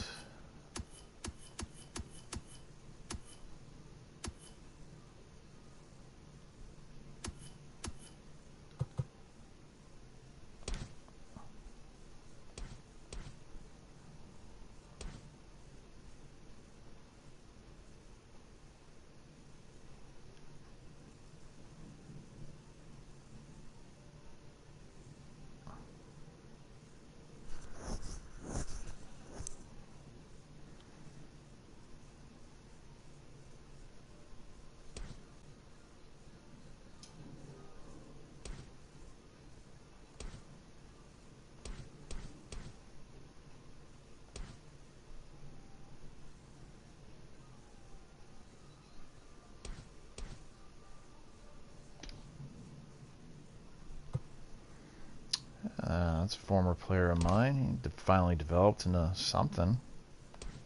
Kinda.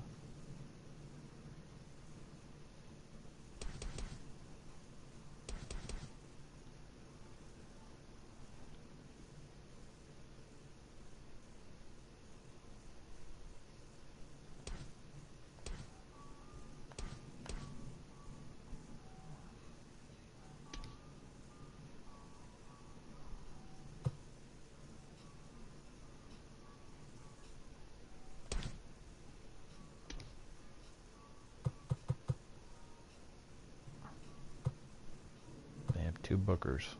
Wow.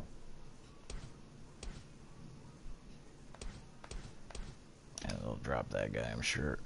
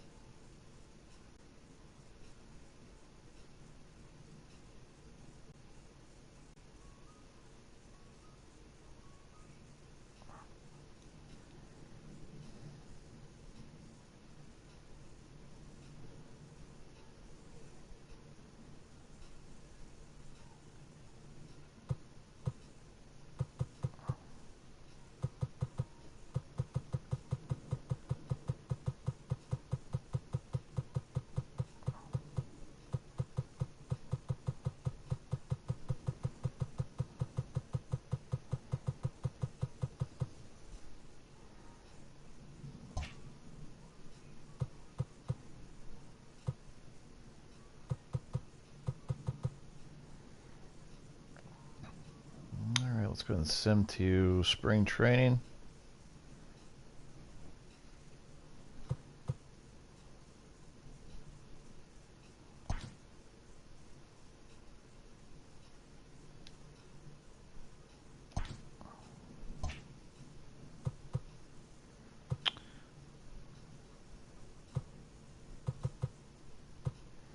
Contract extensions, pretty important part here.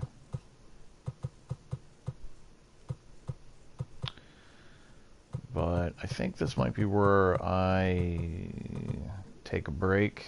I'll probably start things off the next video with contract extension, which is actually pretty important. Again, I'll kind of show you that how I do the extensions by insisting that everybody sign to depth, which again is really, really good for morale, and I'll talk more about that.